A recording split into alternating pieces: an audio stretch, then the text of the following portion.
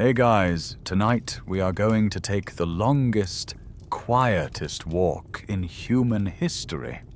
We're journeying back not hundreds or thousands, but millions of years, to a place where a single footstep in the mud would echo through eternity. Imagine, we are standing on the shore of a vast grey sea. But it isn't water. Before you lies an endless plain of fine, soft, volcanic ash, still damp from a recent rain. The air is cool and heavy, carrying the scent of wet earth and distant sulfur. There is no sound but the whisper of the wind. In this immense, silent world, nothing seems to be happening. But then, you look down. In that grey expanse, there is a single, perfect impression. A footprint. It looks so familiar, so much like your own.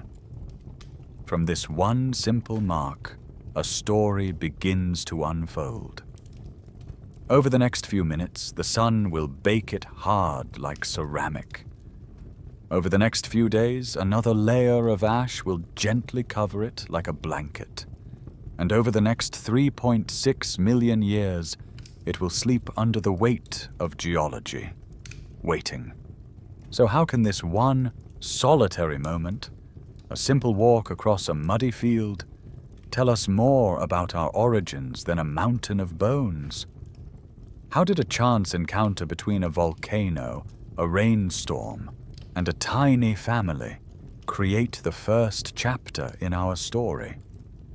And what does it feel like to look down and see the ghost of your own foot, preserved in stone from a time before humanity even had a name? Thanks to one of the most incredible discoveries ever made, tonight we will venture into that forgotten world together to find the answers. Frankly, if you were dropped here without a time machine, you'd probably be more worried about the giant hyenas than the quality of the mud. So, before you get comfortable, take a moment to like the video and subscribe, but only if you genuinely enjoy what I do here. That small click sends a big signal to the algorithm. That long-form, serious educational content still matters. And to me, it's an incredibly meaningful show of support. Thank you so much for helping keep this channel going strong. It always fascinates me to see where you're all tuning in from. Let me know in the comments where you are in the world and what time it is for you. Now, dim the lights, maybe turn on a fan for that soft background hum, and let's ease into tonight's journey together. Your eyes are closed, but you feel it. A sense of pressure and release. Imagine a foot, a modern human foot, your foot, stepping down. Feel the fine, wet grains of sand on a beach giving way. Cool water seeps up between your toes as your heel sinks, followed by the ball of your foot, and then the final push-off from your big toe. It's a complex, beautiful, and completely unconscious sequence of movements you've performed millions of times. It is the simple act of walking. Now, as you look down at the perfect temporary impression you've left behind, watch as the image begins to change. The sand slowly fades, its color shifting from tan to a muted, stony gray. The edges, once soft and crumbling, become sharp, defined, as if carved.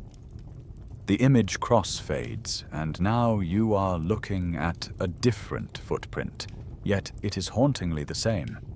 This one is not on a beach. It is locked in a slab of volcanic tuff, hard as concrete, and it is 3.6 million years old. This is the Laetoli footprint. The name Laetoli is wonderfully poetic.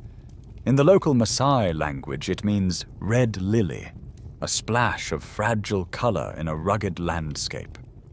And here, in this place of red lilies, is one of the most important fossils ever unearthed. You can see the distinct impression of a heel, the clear shape of an arch. and the final push from a big toe that is in line with the others, not splayed out like an ape's. It is the mark of a creature that walked decisively and habitually on two legs. This single impression, and the trail it belongs to, poses the most profound question we can ask about our own past. How does an ordinary, fleeting moment, a family's casual stroll across a plain, become immortalized as the most vital evidence of where we all come from? When this track was first fully revealed in 1978, the scientific world was stunned. It was a snapshot, a prehistoric photograph taken not with light, but with mud and ash. It wasn't a bone, which can only tell you about anatomy and potential. This was different. This was behavior. This was a story. Scholars still wonder if this was a moment of leisure or urgency, a calm journey, or a flight from the danger that rumbled from the nearby volcano. What we know for certain is that a volcano, a fortuitous rain of ash, and a chance walk would converge to write the first undeniable chapter in the human story. It's a chapter about leaving one world behind and taking the first brave, upright steps into a new one. To understand the story locked in that stone, you have to understand the characters. And there are two, separated by a chasm of time so vast it's almost impossible to comprehend. They are the walker and the witness. The one who made the mark, and the one who, millions of years later, would find it and give it a voice. Let's meet the walker first. Imagine a creature about 3.5 to 4 feet tall, covered in hair, with a face that is a blend of the familiar and the foreign. The jaw is protruding, the forehead low and sloping, and the brain inside that skull is only about 1/3 the size of your own, not much larger than a modern chimpanzee's. This is Australopithecus afarensis, a name that simply means southern ape from the Afar region. For a long time, they were little more than ghosts, known only from fragments of bone. But in 1974, just 4 years before our footprint story truly begins, the world met Lucy, a remarkably complete skeleton of this very species. Suddenly, the ghost had a form. You see them now, not as monsters or brutish cavemen, but as a species caught in the midst of a profound transition. They are pioneers of a new way of life, spending their days on the open savanna, but likely returning to the trees at night for safety. They are a walking paradox. Their feet are committed to the ground, but their hands still remember the feeling of a branch. Paleoanthropologists continue to debate the precise social dynamics of these early groups, but the evidence points to small, close-knit communities navigating a world filled with colossal dangers. They are not the masters of their domain. They are survivors, armed with little more than their wits, their social bonds, and this strange new habit of walking on 2 legs. This is our first character, the ancient, vulnerable, and utterly revolutionary ancestor who took that immortal walk. Now let the clock spin forward. Let continents drift, ice ages come. Oh, mountains rise and fall, and the entire recorded history of human civilization flash by like a lightning strike. Stop the clock in the late 1970s. Our second character enters the scene. Her name is Mary Leakey. She is not a creature of instinct, but of intellect, patience, and sheer stubborn determination. Picture her in the Tanzanian dust, a seasoned paleoanthropologist in her 60s, eyes shielded from the African sun, scanning the ground for the telltale glint of a fossil. She was scientific royalty, part of the Leakey dynasty that almost single-handedly placed the origins of humanity firmly in Africa. Alongside her husband Louis, She had already made world-changing discoveries at Olduvai Gorge, unearthing the first fossils of Homo habilis, the handyman. But Mary was a force of nature in her own right. She was meticulous, fiercely independent, and known for her almost supernatural ability to find things others missed. She was also a character in the truest sense, rarely seen at her dig sites without her beloved Dalmatians trotting alongside her. It's a wonderfully humanizing image, this titan of science, who could read stories in million-year-old stone, sharing her lunch with her dogs under the shade of an acacia tree. She wasn't just looking for bones. She was on a quest for context, for evidence of behavior, for a clearer picture of how our ancestors actually lived. She had no idea that she was about to find the most vivid picture imaginable. So you have the two threads of our story. One is set 3.6 million years ago, a story of survival in a forgotten world, culminating in a few dozen footsteps left in wet volcanic ash. The other is set in 1978, a story of scientific adventure and discovery, culminating in the rediscovery of those same steps. For millions of years, the first story lay sleeping, waiting for the second one to catch up. The rest of our journey tonight is about watching these two tales finally, miraculously intertwine.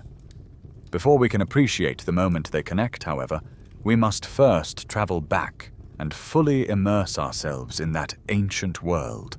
We have to understand the planet that our distant ancestors called home. Let's begin that journey back. Forget the dusty plains of Tanzania for a moment and pull your perspective all the way out. Imagine you are floating in the silent darkness of space, a solitary observer watching our world as it was 3.6 million years ago, during a geological chapter known as the Pliocene epoch. This period, which lasted from about 5.3 to 2.6 million years ago, is a critical moment in Earth's history. From up here, the planet looks deceptively familiar. The sapphire blue of the oceans, the swirl of white clouds, the greens and browns of the continents. It's all there. The basic shapes of Africa, Eurasia, and the Americas are recognizable, but as you look closer, you start to see the subtle yet profound differences.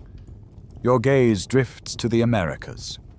Notice that thin, fragile thread of land connecting them. The Isthmus of Panama is in the final stages of its formation. For millions of years, the waters of the Atlantic and the Pacific had mingled freely, but now, this slow tectonic collision is creating a barrier. You can see the ocean currents, once flowing between the continents, now being deflected north and south. This single geological event is acting like a switch on the world's climate machine, redirecting heat around the globe and changing weather patterns from pole to pole. Scientists are still modeling the exact consequences of this great oceanic divorce, but it was fundamentally altering the world our ancestors were about to inherit. Now, let your perspective sweep east across the Atlantic. Look at Europe and the Mediterranean Sea. The sea below you is full and blue, but just a million years before our story, it was an almost empty, scorching hot basin of salt, miles deep. The connection to the Atlantic had been sealed off, and the sea had evaporated. Then, in an event of almost unimaginable violence, called the Zanclean Flood, the Atlantic breached the rock at the Strait of Gibraltar. A waterfall 1,000 times more powerful than Niagara began to pour in, and the entire Mediterranean basin refilled in perhaps as little as a few years. The world our walkers live in is one still settling from these colossal geological dramas. Overall, the planet beneath you is warmer, more humid than the one we know today. The polar ice caps are significantly smaller. You can see vast forests covering northern Canada and Siberia. Greenland is not a land of ice, but a mosaic of forest and tundra. It's a greenhouse world, but it is beginning to cool and dry. The great ice ages are still in the future, but the long, stable warmth of the age of dinosaurs is a distant memory. The planet is in flux, caught between two climatic states. And then, your view settles on the great ancient landmass of Africa. It looks solid, permanent. But as you drift closer, focusing on the eastern side of the continent, you see a wound. A vast, angry scar is being carved into the landscape, running for thousands of miles from the north down towards the south. In some places, it's a wide, shallow valley. In others, it's a deep trench flanked by towering volcanoes. This is the Great Rift Valley, the place where the African continent is slowly tearing itself apart. From the silent emptiness of space, you are looking at the cradle. You are looking at the engine of our own creation. Everything in our story, the volcano, the ash, the footprints, the walkers themselves, is a direct consequence of the immense geological forces at work. Right here, in this one specific volatile corner of the world. You drift closer, your perspective now rushing down from the silence of space into the atmosphere above East Africa. The scale of this continental wound is breathtaking. It's not a simple crack, but a complex system of valleys, cliffs, and volcanoes stretching for thousands of miles. This is the Great Rift Valley, and you are witnessing the slow, inexorable birth of a new ocean. The entire African continent is under immense strain, being stretched from below by forces deep within the Earth's mantle. Geologists are still debating the ultimate cause of this rifting, whether it's driven by a deep mantle plume pushing up from below, or by the drag of tectonic plates pulling away from each other. Whatever the ultimate cause, the result is the same. The African plate is splitting in two. The western part is the Nubian plate, and the eastern sliver is the new Somali plate. Think of it like a piece of dough being slowly pulled apart. The middle thins and sinks, creating the valley floor, or the rift. But the edges, the shoulders of the rift, get stretched upwards. Over millions of years, this process has pushed up enormous mountain ranges and volcanic highlands on either side of the valley. And this is where the geology becomes biology. This is where the story of a planet becomes the story of you. These new, towering highlands created a wall. They stood directly in the path of the moist, rain-heavy winds blowing west from the Indian Ocean. As this air was forced to climb the mountains, it cooled and dropped its water as rain on the eastern slopes. By the time the air passed over the mountains and descended into the valley and the lands to the west, it was dry. This is a phenomenon known as a rain shadow, and it had a catastrophic, world-altering effect on the environment. You can almost watch the transformation happen in fast forward. The lush, continent-spanning tropical forest that had dominated Africa for tens of millions of years begins to thirst. West of the new mountains, the rain starts to fail. The dense canopy thins out, and the forest begins to retreat, breaking up into isolated pockets of woodland. In its place, a new kind of landscape is born: the savanna. Vast seas of tall grass, dotted with thorny acacia trees and hardy shrubs, now stretch to the horizon.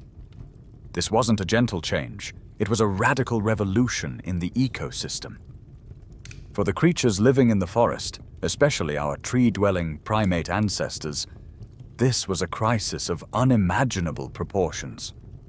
Their entire world, a three-dimensional universe of branches and vines, offering food, safety, and familiar pathways, was dissolving. The floor was falling out of their home.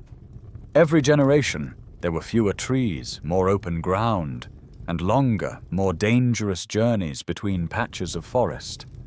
This geological upheaval was the engine of human evolution, forcing our ancestors out of their arboreal comfort zone and into a brand new world with brand new rules. Down on the valley floor, the landscape is even stranger. The thin crust allows for intense volcanic activity and the creation of bizarre lakes. You see bodies of water that are not blue, but a startling blood red. These are soda lakes, so intensely alkaline from volcanic minerals that they are almost caustic to the touch. Yet even in this alien environment, life adapts. Millions of pink flamingos find a home in these toxic waters, one of the few places on Earth they can thrive. This new world is harsh, alien, and full of challenges, but it is also full of opportunities for any creature clever enough or desperate enough to adapt. This is the world that demanded a new type of animal. It needed a primate that could handle the open spaces. It needed a walker. Your perspective finally comes to rest. You are no longer a spectator from space, but a presence on the ground, standing invisibly in the tall golden grass of the Pliocene Savanna. The location is the Serengeti of 3.6 million years ago, in the place we now call Laetoli, Tanzania. The sun is warm on your skin, and a dry breeze whispers through the grass, carrying the scent of dust, wild sage, and distant rain. The air hums with the incessant rhythmic chirping of insects. This is the world of the dawn walkers, and at first glance it feels familiar, almost peaceful. The landscape is a mosaic. Paleoecologists still debate the exact mixture of grassland to woodland, but you can see it clearly.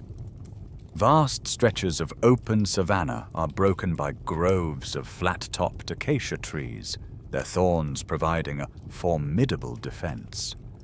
Along the seasonal riverbeds, dense ribbons of forest offer shade and a different variety of foods. This isn't a uniform sea of grass. It is a complex, varied environment offering both risks and rewards. It is a world of edges, a place where forest meets plain, and it is in these transitional zones that life is often at its most dynamic. And what life it is! The sheer number and size of the animals is staggering. This is a world dominated by megafauna, a place where giants still roamed the earth. Look to the tree line. You see a herd of creatures that look like a strange cross between an elephant and a tapir. They are Dinotherium, relatives of modern elephants, but with one startling difference. Their tusks grow not from their upper jaw, but from their lower, curving downwards and back, in a way that still puzzles paleontologists. They use these bizarre implements to strip bark from trees, their immense bulk moving with a slow, deliberate grace. Out on the plain, you see herds of horses. But these are not the horses of today. They are Hipparion, a genus of three-toed horse, smaller and more slender than their modern cousins, kicking up dust as they graze. The scientific evidence for this vibrant ecosystem comes directly from the fossil record at Laetoli. The ground beneath your feet is a library of ancient bones, telling us exactly who lived here. The diversity is incredible. There are herds of primitive wildebeest and gazelles, their descendants still populating these plains today. But there are also animals that seem to have sprung from a storybook. You see a creature that looks like a giant, heavily built moose, but it moves with the gait of a giraffe. This is Civatherium, an extinct giraffid weighing over a ton, with a short, thick neck and large, branching, horn-like structures on its head called ossicones. It is a browser, feeding on the tougher shrubs and lower branches of trees that other animals might ignore. Everywhere you look, there is life, movement, and energy. The world is teeming, overflowing with it. This is not a barren wasteland. It is a paradise of protein. It is a landscape rich in resources, from the tubers and roots that can be dug from the earth, to the eggs in a bird's nest, to the abundant herds of grazing animals. For any creature trying to make a living here, the opportunities are immense. This vibrant, pulsating world offers a feast for those who can take it. But this incredible richness comes with a price. An ecosystem this full of prey creates an equal and opposite pressure. It creates a world that is also incredibly, profoundly dangerous. Where there are herds, there are hunters. And the hunters of this lost world were giants, too. The paradise you've been observing has a shadow. For every grazing herbivore, there is a carnivore adapted to hunt it. As the sun begins to dip lower, casting long, distorted shadows across the savanna, you feel the mood of the landscape shift. The gentle hum of the afternoon gives way to a tense, watchful silence. The hunters are beginning to stir. From the tall grass you see a flicker of movement. A low-slung, powerfully built cat, the size of a modern lion but built more like a bear, stalks forward. Its shoulders ripple with muscle. This is a saber-toothed cat, perhaps a species like Homotherium. It is the apex ambush predator of this world. And then it yawns, revealing the source of its fame. Two enormous, flattened canines that slide down past its lower jaw. Scientists still debate how effective these famous canines were, whether they were used for a quick, precise killing bite to the throat of its prey, or perhaps for display and intimidation. But one thing is certain. They were terrifyingly lethal. These cats were not built for long chases. They were masters of the surprise attack, using their immense upper body strength to wrestle prey to the ground before delivering the final bite. But the saber-tooth is not the only carnivore out on the plain. A sound drifts on the wind, a chilling series of whoops and cackles that are a distorted echo of the sounds you might hear on the Serengeti today. But these are deeper, more powerful. Following the sound, you see a pack of hyenas emerge from their den. These are not the familiar spotted hyenas, but Pachycrocuta, the giant hyena. Standing 3 feet tall at the shoulder and weighing over 200 pounds, they were the size of a lioness, and they possessed the most powerful bone-crushing jaws of almost any mammal that has ever lived. The scientific evidence of their work is written all over the fossil record. Countless bones of other animals bear the distinctive puncture marks and gnawing damage from these formidable pack hunters. They were intelligent, cooperative, and relentless. The threats are not just on the open plains. You move towards a muddy waterhole, a place all animals must eventually visit. As a small, 3-toed horse dips its head to drink, the water explodes. A massive crocodile, far larger than most you'd see today, erupts from the murky depths, its jaws clamping down with prehistoric force. Danger in this world comes from every direction.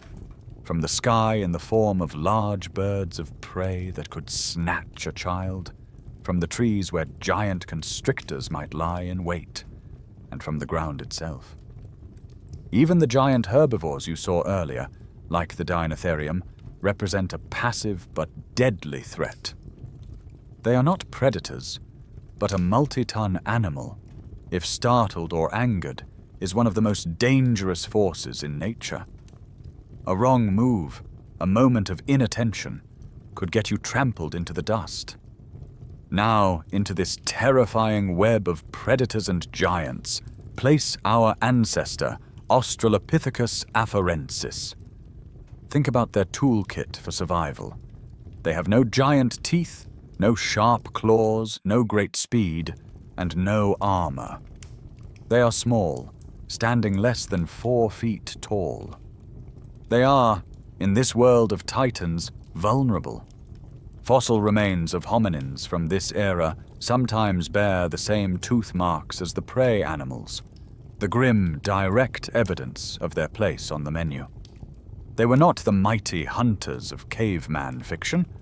They were squarely in the middle of the food chain. They were often the hunted. Their survival depended not on brawn, but on brains. It depended on their social bonds, their knowledge of the landscape, and their ability to outthink their enemies. Every single day was a struggle for survival, a tightrope walk over a pit of extinction. So let's meet this creature that walks the tightrope of survival. Let the noise of the savanna fade for a moment. In a quiet grove of acacia trees, you see one of them now, a female, foraging for fallen seed pods. Your mind, guided by the fossil evidence, renders her in perfect photorealistic detail. She is small, standing only about 3.5 feet tall. Her entire frame is gracile, almost delicate, and she likely weighs no more than 65 pounds. This is the creature paleoanthropologists have nicknamed Lucy. Her famous skeleton, about 40% complete, was discovered in 1974 in the Afar region of Ethiopia by a team led by Donald Johansen. The night of the find, the camp was celebrating, and a tape of the Beatles' "Lucy in the Sky with Diamonds" was playing over and over again.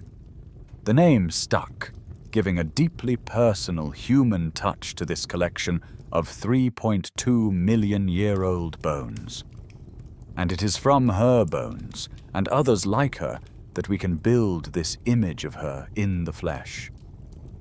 Look at her body. Her legs are short, but the angle of her femur as it meets her knee is distinctly human-like, a clear indicator that her primary mode of getting around was on 2 feet. Her hips are wide and bowl-shaped, again, much more like a human's than a chimpanzee's, providing the necessary support for an upright torso.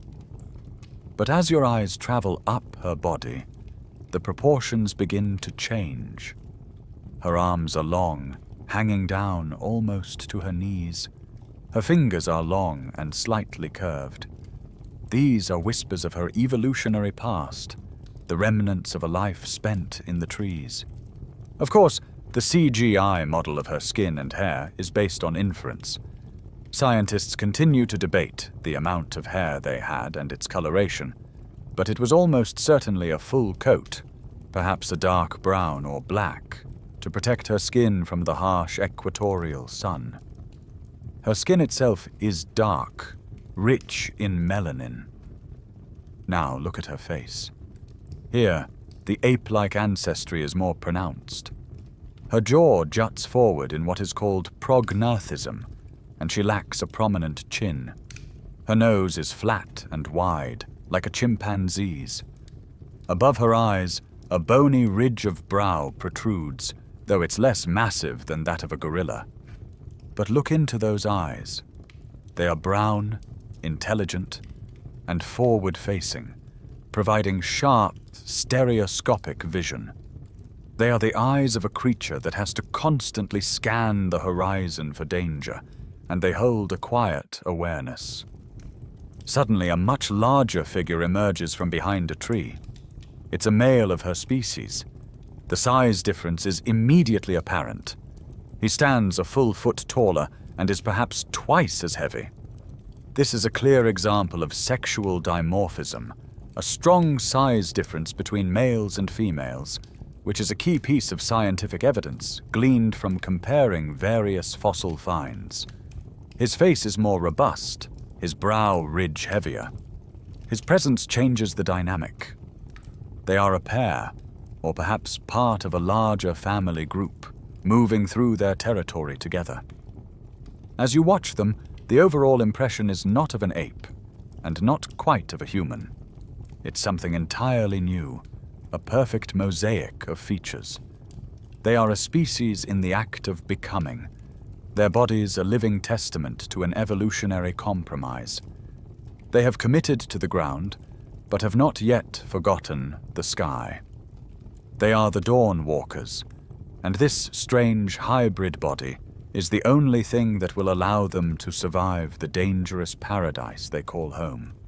To truly understand this creature, you have to look past the skin and hair and examine the engineering of the skeleton itself.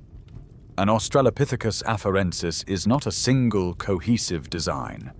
It's a living fossil, a brilliant walking compromise between the past and the future. This is what scientists call a mosaic anatomy, a mixture of primitive, ape-like traits and derived human-like traits, all housed within one small body. It is a body built for two different worlds. Let's start from the ground up and look at the revolution. Your gaze settles on her pelvis. A chimpanzee's pelvis is tall and narrow, built for an animal that spends most of its time on all fours. But her pelvis is short and wide, forming a bowl shape. This is a radical reinvention. This new shape provides the support for the internal organs, now stacked vertically instead of horizontally. And more importantly, it offers a broad attachment point for the powerful gluteal muscles. You need these muscles to balance on one leg with every step you take, a fundamental requirement for efficient walking that an ape simply doesn't have. Now move down to her knee. You can see that her thigh bone, the femur, doesn't go straight down from her hip. It angles slightly inward so that her knees are closer together than her hips. This is known as the valgus angle, and it's a critical piece of scientific evidence for bipedalism. This angle allows the feet to be placed directly underneath the body's center of gravity, which lets you walk smoothly without lurching from side to side like a penguin. It's a subtle but profound adaptation for efficiency. And finally, you arrive at the feet. While the Laetoli footprints are the ultimate proof of their walk, the bones tell us how they did it. Look closely, and you'll see the beginnings of an arch, a natural spring to absorb shock and propel them forward. But the most important detail is the big toe. Apes have a grasping big toe, or hallux, that juts out from the side of the foot like a thumb, perfect for holding onto branches. Her big toe, however, is in line with the others. It has sacrificed its ability to grasp for a new purpose, to provide the final push, the toe off, in a walking stride. This was a momentous trade-off, a point of no return. She had given up a foot that could function like a hand, committing her lineage to a life on the ground. But now, let your eyes drift upward, and you'll see the ghost of her past. Look at her shoulder blades. The joint where the arm connects is angled slightly upward, more like an ape's than a human's. This suggests her shoulders were still well adapted for hanging and pulling herself up. Her arms, as you've seen, are long, and her finger bones retain a distinct curve. These are not the straight, stubby fingers of a modern human, but the powerful curved fingers of a climber, designed to hook securely around a branch. Herein lies the great contradiction and the central mystery of Australopithecus. A lower body redesigned for walking, and an upper body that still remembers the trees. Just how much time they spent in the trees is a topic of intense debate among paleoanthropologists. Were these climbing features just evolutionary baggage, leftovers from a previous life that were slowly fading away? Or were they still a crucial part of their survival strategy? The most likely answer is the latter. Imagine their daily life, foraging on the dangerous open ground during the day, but at night, with the saber-toothed cats and giant hyenas on the prowl, scrambling up into the relative safety of the trees to sleep. Her body wasn't a mistake or a clumsy halfway point. It was a unique and elegant solution, the perfect multi-tool for a creature living on the boundary between the forest and the savanna, between the past and the future. With a body perfectly tailored for this transitional world, what was a day in the life actually like? Let's watch. Imagine the Pliocene sun rising, its light filtering through the high branches of a grove of trees. The air is cool and damp with dew. High above the ground, our small group of Australopithecus begins to stir. They have spent the night here, in the relative safety of the canopy, away from the giant hyenas and saber-toothed cats that hunt in the darkness below. One by one they descend, their long curved fingers expertly gripping the bark. On the ground, the group coalesces. There are perhaps 15 of them, a few large males, several smaller females, and a handful of energetic youngsters. The scientific evidence for this kind of social structure comes from their bodies. The noticeable but not extreme size difference between males and females, their sexual dimorphism, hints at a multi-male, multi-female group dynamic, perhaps more like modern chimpanzees than the single-male harems of gorillas. This means their social life is complex, a constant negotiation of alliances, rivalries, and family bonds. The day's primary task begins immediately, the search for food. They are constantly on the move, their upright posture allowing them to see over the tall grass as they fan out across the savanna. Their diet is varied and requires a deep, inherited knowledge of the landscape. Microscopic analysis of the wear and tear on their fossilized teeth tells a clear story. They weren't hunting big game. Their diet consisted mostly of tough, fibrous plant matter. You watch as one female uses a stick to dig for nutritious roots and tubers. Another strips seeds from the tall grasses. The children mimic the adults, learning what is safe to eat and what is not. When they find a tree with ripe fruit, there's a flurry of excited activity as they climb to gather the bounty. Their intelligence is on display, not in grand invention, but in these small, clever acts of survival. A male finds a pile of scavenged bones left over from a predator's kill. He picks up a simple, unmodified cobblestone and with a few sharp blows, cracks open a long bone to get at the rich, fatty marrow inside. This isn't yet tool-making, but it is tool-using. A critical cognitive leap. The exact nature of their communication is, of course, lost to time. But scientists speculate it was a complex mix of gestures, facial expressions, and vocalizations. You see it in action. A low grunt signals contentment. A sharp bark is a cry of alarm when a shadow passes overhead, causing everyone to freeze and look to the sky. A mother uses a soft hoot to call her wandering child back to her side. Youngsters beg for food from their mothers with outstretched hands, a gesture so familiar it closes the 3.6 million year gap in an instant. This isn't language as we know it, but it is a rich and effective system for conveying emotion, intention, and urgent information. Suddenly, the lead male stops. He stands tall, his body rigid, sniffing the air. The others fall silent, watching him. He lets out a sharp, booming call. In the distance, a saber-toothed cat has been spotted moving through the grass. The group immediately closes ranks, the large males moving to the front, the females gathering the young. There is no panic, just a tense, coordinated awareness. They will give the predator a wide berth, their collective eyes and ears working together to ensure the safety of the group. This is the core of their existence. A lone Australopithecus would not survive long out here. But together, in a group, they can watch each other's backs, find more food, and navigate the endless dangers of their world. Their society is their shield. You watch the small group move through the tall grass, their dark heads bobbing along, and a fundamental question arises. Why? Why adopt this strange and, in many ways, inefficient posture? For a creature born of the forest, giving up four-limbed locomotion is a tremendous gamble. A chimpanzee can run much faster than a human over short distances. Climbing is infinitely easier with four grasping limbs.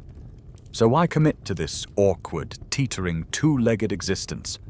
What was the evolutionary payoff for such a radical redesign? This is the ultimate question, and there is no single easy answer. The oldest and most straightforward explanation is the Savanna hypothesis.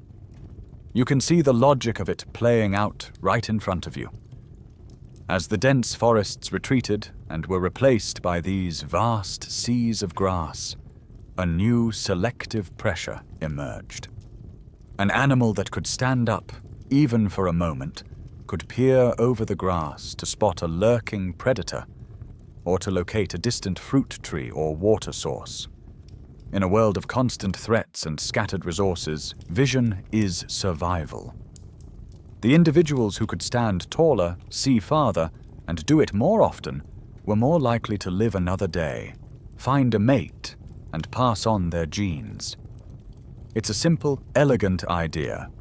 The changing environment directly rewarded an upright posture. But other scientists argue this is only part of the story. They champion the freeing the hands hypothesis. Consider the female over there, with a young infant clinging to her back. Walking on two legs frees her hands to carry something else, perhaps a collection of nuts in a makeshift leaf wrap, or a large tuber she dug up. She can carry food back to a safe place to share with her offspring, increasing their chances of survival. A male might use his free hands to carry a hefty branch to brandish at a predator, or a sharp rock to crack open a scavenged bone. This creates a powerful evolutionary feedback loop. The more you walk upright, the more you can use your hands. The more useful your hands become, the greater the advantage of walking upright. The hands, freed from the burden of locomotion, are now able to become dedicated tools of survival and eventually of creation. Then there is the thermoregulation hypothesis, which is all about staying cool. Think of the Pliocene sun beating down on the open savanna at midday. A four-legged animal exposes its entire back to the direct overhead rays, like a walking solar panel. An upright creature, however, presents a much smaller target. At noon, the sun only hits the top of the head and the shoulders, reducing the body's direct solar radiation exposure by as much as 60%. Furthermore, an upright body is lifted higher off the hot ground and into the slightly cooler, breezier air currents. This simple change in posture is a remarkably effective radiator, allowing our ancestors to forage for longer during the hottest parts of the day, when many of their predators might be resting in the shade. No single theory is universally accepted, and the truth is likely a complex combination of all these pressures.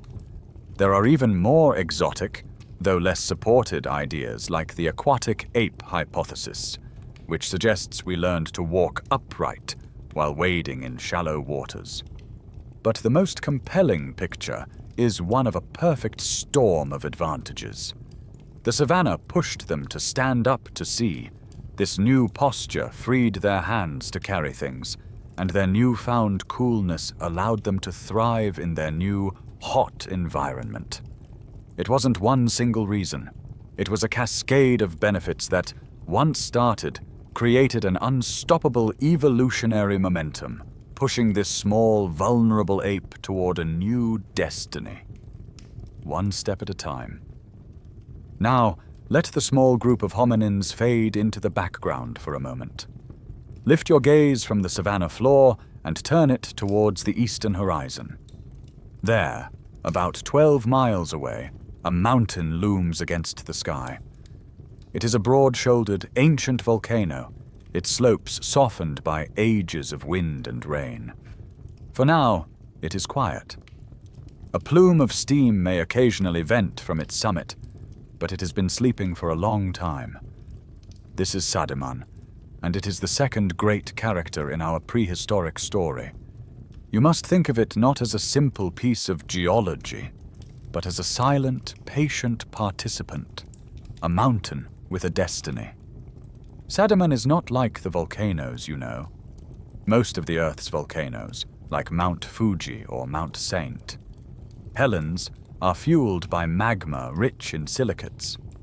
When they erupt, they spew ash made of tiny, sharp shards of volcanic glass. This silicate ash is gritty, abrasive, and over time it breaks down into common clay. It is not a good medium for preserving fine details. But Savanna is a geological eccentric.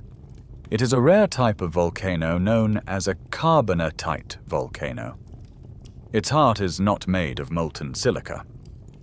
Deep within the Earth's crust, under this very spot, a strange and unusual magma has been brewing.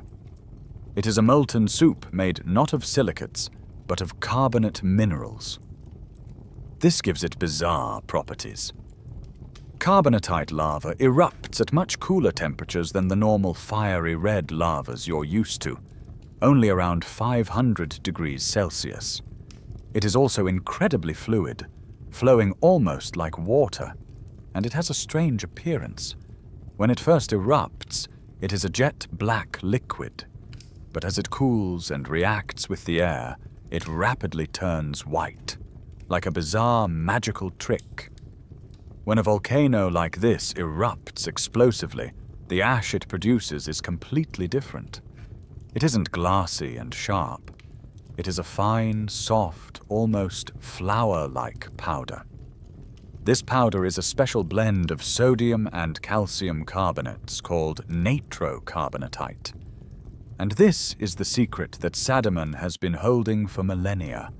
This is the miracle ingredient.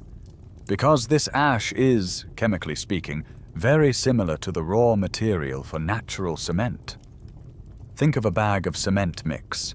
It is a dry, useless powder on its own. But add the right amount of water, and a chemical reaction begins. It sets, hardens, and becomes a durable, artificial rock. The ash from Savanna is precisely the same. It is a perfect, divinely prepared powder, needing only a little bit of rain to be transformed. The exact eruption dynamics are still a matter of research, but it was likely a series of explosive bursts that would throw this unique ash high into the atmosphere. For hundreds of thousands of years, this strange mountain has been building towards a single moment. It is a geological anomaly, a perfect accident of chemistry and time. It is the ultimate preservation machine, waiting patiently in the background of our hominins' daily lives. They live in its shadow, completely unaware that the mountain that provides the rich volcanic soil for the plants they eat holds a secret power. It holds the power to turn a fleeting moment into an eternal monument, to transform a simple footstep in the mud into a message that will travel across millions of years. The mountain is waiting, and deep within its volcanic plumbing, the pressure is beginning to build. The pressure deep within Savanna cannot be contained forever. The story now shifts from the slow, geologic time of continents to the urgent human time of days and hours. It begins not with a bang, but with a whisper, a tremor. You feel it first as a deep, low vibration through the soles of your feet. It is a shudder that runs through the very bedrock of the savanna. Our small group of hominins pauses their foraging heads cocked, listening. They don't understand the cause, but they feel the effect. The world, which should be solid and reliable, has just trembled. They are not the only ones to notice. A nearby herd of three-toed horses stops grazing, their heads snapping up, ears swiveling nervously. Birds that had been resting in an acacia tree suddenly burst into flight, chattering in alarm. Animals are finely tuned instruments of survival, and their senses are picking up signals that are still below our threshold of perception. Whether they could truly predict the eruption is doubtful, but their heightened senses certainly told them that something was profoundly wrong with the world. You turn your eyes back to the mountain. A thin, dark grey plume of smoke puffs from the summit, rising into the sky before being shredded by the wind. A few moments later, a sound arrives. A deep, hollow boom, like distant thunder on a clear day. This is the first throat clearing of the sleeping giant, likely a small, steam-driven phreatic eruption as the rising magma meets groundwater. Hours later, the sky begins to change. The brilliant African blue is slowly muted by a high, thin haze. A strange, unseasonable snow begins to fall. It is a light dusting of fine grey powder. The special carbonatite ash. It settles on the leaves of the trees, turning them a ghostly pale. It coats the fur of the animals, who shake their heads in confusion. The hominins watch, touching the strange substance, sniffing it. It has no smell, but it has a dry, chalky texture. They look to the mountain, the source of this grey rain, with a new and profound sense of unease. The geological record at Laetoli confirms that this was not one single cataclysmic event. The footprints are preserved in a layer of ash known as Tuff 7, but this tuff is itself composed of multiple distinct layers. This is the scientific proof that the eruption happened in pulses, in a series of fits and starts over a period of days or even weeks. And so you watch this pattern unfold. A day of tense calm will be shattered by another tremor, another boom from the mountain, another wave of ash that falls a little thicker than the last. The world is losing its color. The vibrant greens and golds of the Savanna are being buried under a monochromatic blanket of gray. The sun is a pale, hazy disk, and the light it casts is flat and shadowless. The air takes on a metallic tang of sulfur and minerals. The animals are now in a constant state of anxiety. The normal rhythms of grazing and resting are broken. Herds move restlessly with no clear destination, driven by an instinct to flee a danger they cannot see. For our group of hominins, this is a time of great uncertainty. Their world is transforming into an alien landscape. The plants they eat are covered in a gritty powder. The waterholes are becoming murky. The mountain, which has been a silent, permanent fixture of their lives, has become an active, unpredictable threat. The tremors are now more frequent, the rumbles from the earth more insistent. The sky is a permanent, ominous grey. The early warnings are over. The mountain is no longer just stirring. It is fully awake. And the true eruption, the event that will set the stage for immortality, is about to begin. Let the grey, ash-filled sky of the Pliocene dissolve. The rumble of the volcano fades, replaced by the sound of a hot, dry wind and the distant, rhythmic chipping of a geologist's hammer. The monochrome world bleeds back into full, vibrant color under a brilliant, cloudless, and punishingly hot blue sky. In the blink of an eye, 3.6 million years have passed. The year is now 1978. You are standing in the heat and dust of Laetoli, Tanzania. Before you is the rustic functional base camp of Mary Leakey's expedition. A collection of sturdy canvas tents, a couple of battle-scarred Land Rovers, and a larger mess tent form a small, temporary island of human activity in the vast, ancient landscape. The air is thick with heat and a fine, pale dust, the weathered remains of that same volcanic ash you just saw fall, gets into everything. It coats your skin, gets in your teeth, and dusts the pages of the scientific journals left on the camp tables. This is the patient, unglamorous reality of paleoanthropology. The day starts before dawn, with a cup of hot tea as the sun crests the horizon, to take advantage of the cool morning air. The work itself is a slow, methodical exercise in observation. The team members, a mix of seasoned scientists and young graduate students, are engaged in what is called surface prospecting. You watch them fanned out across a dry gully, their bodies bent, their eyes locked on the ground. They walk in slow, deliberate lines, scanning for the tiniest fragment of fossil bone or the distinct angular shape of a stone tool weathering out of the ancient sediment. The primary goal of this expedition wasn't even to find hominins. Mary Leakey was a master of context. She wanted to collect as many animal fossils as possible to build a complete picture of the Pliocene ecosystem. What did the herbivores eat? Who were the main predators? By understanding the world, she hoped to better understand our ancestors' place within it. So, for every fragment of a hominin fossil they might hope to find, they would collect thousands of fossilized pig teeth, antelope horns, and rodent jaws. The rhythm of the day is dictated by the sun. By midday, the heat is so oppressive that all work stops.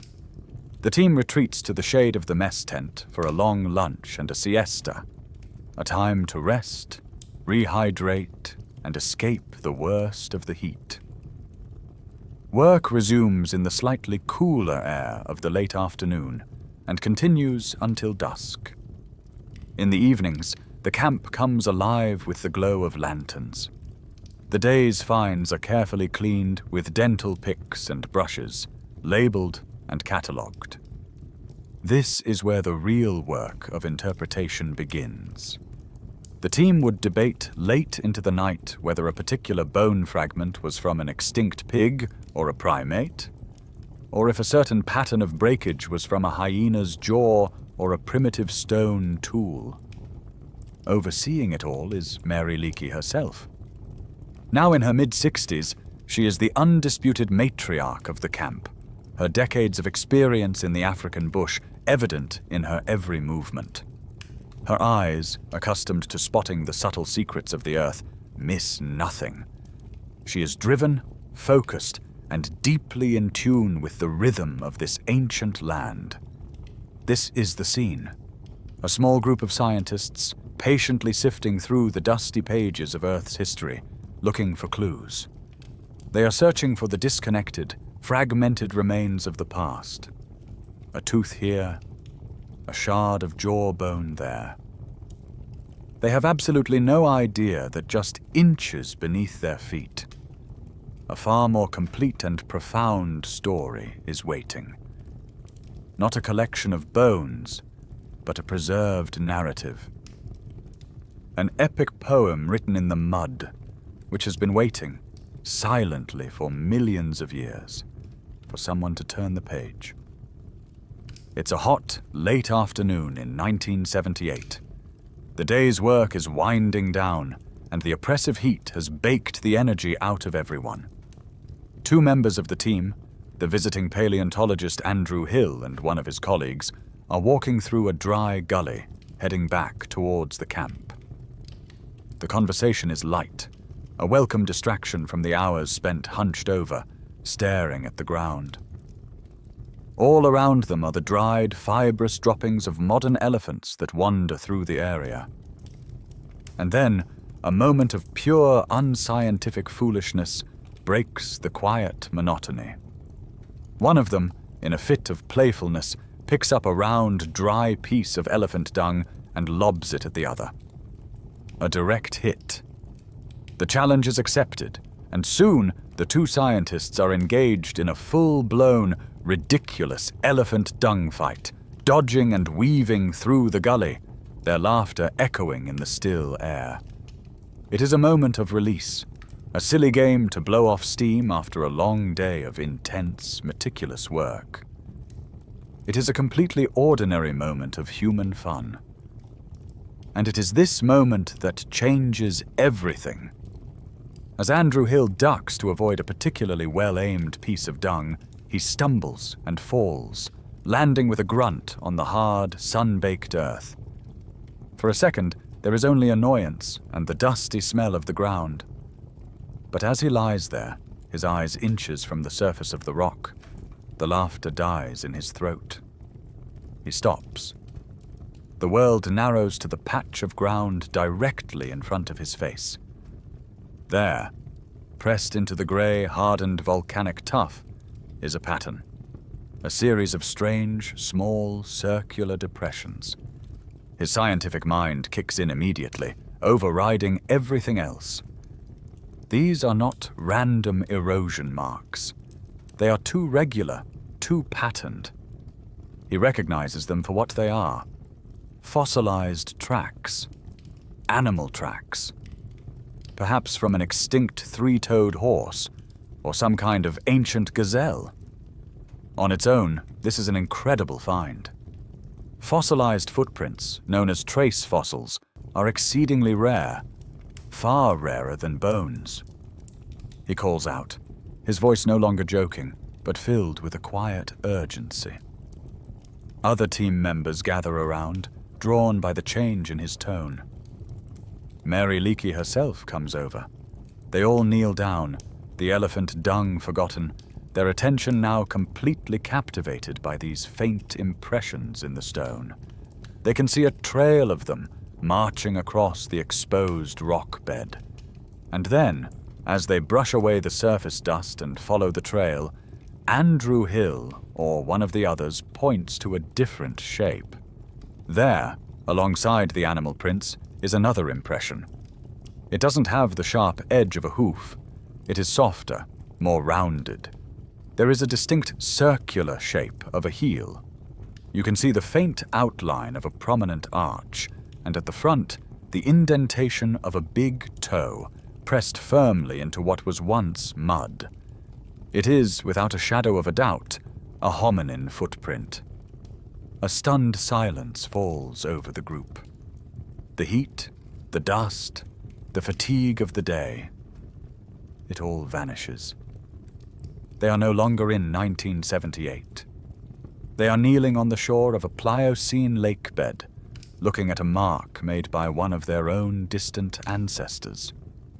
It's a classic example of how scientific discovery is often a mixture of rigorous work and pure dumb luck, a fact that historians of science love to debate the proper weighting of.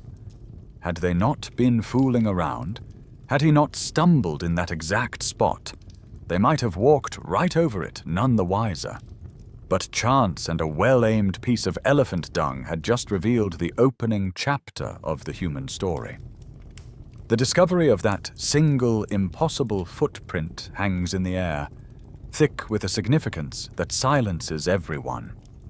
The playful mood of moments before is a distant memory, replaced by a profound, almost religious reverence.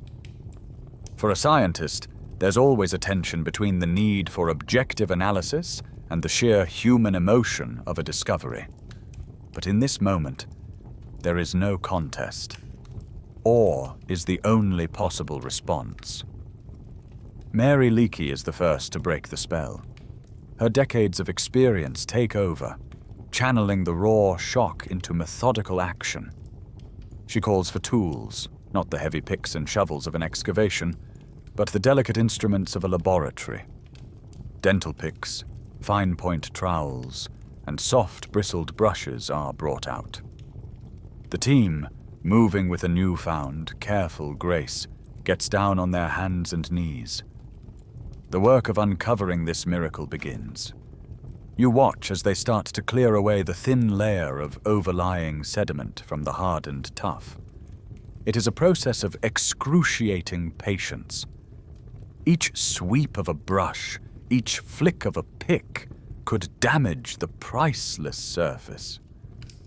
They work in near silence. The only sounds the soft whisk of the brushes and the occasional sharp intake of breath.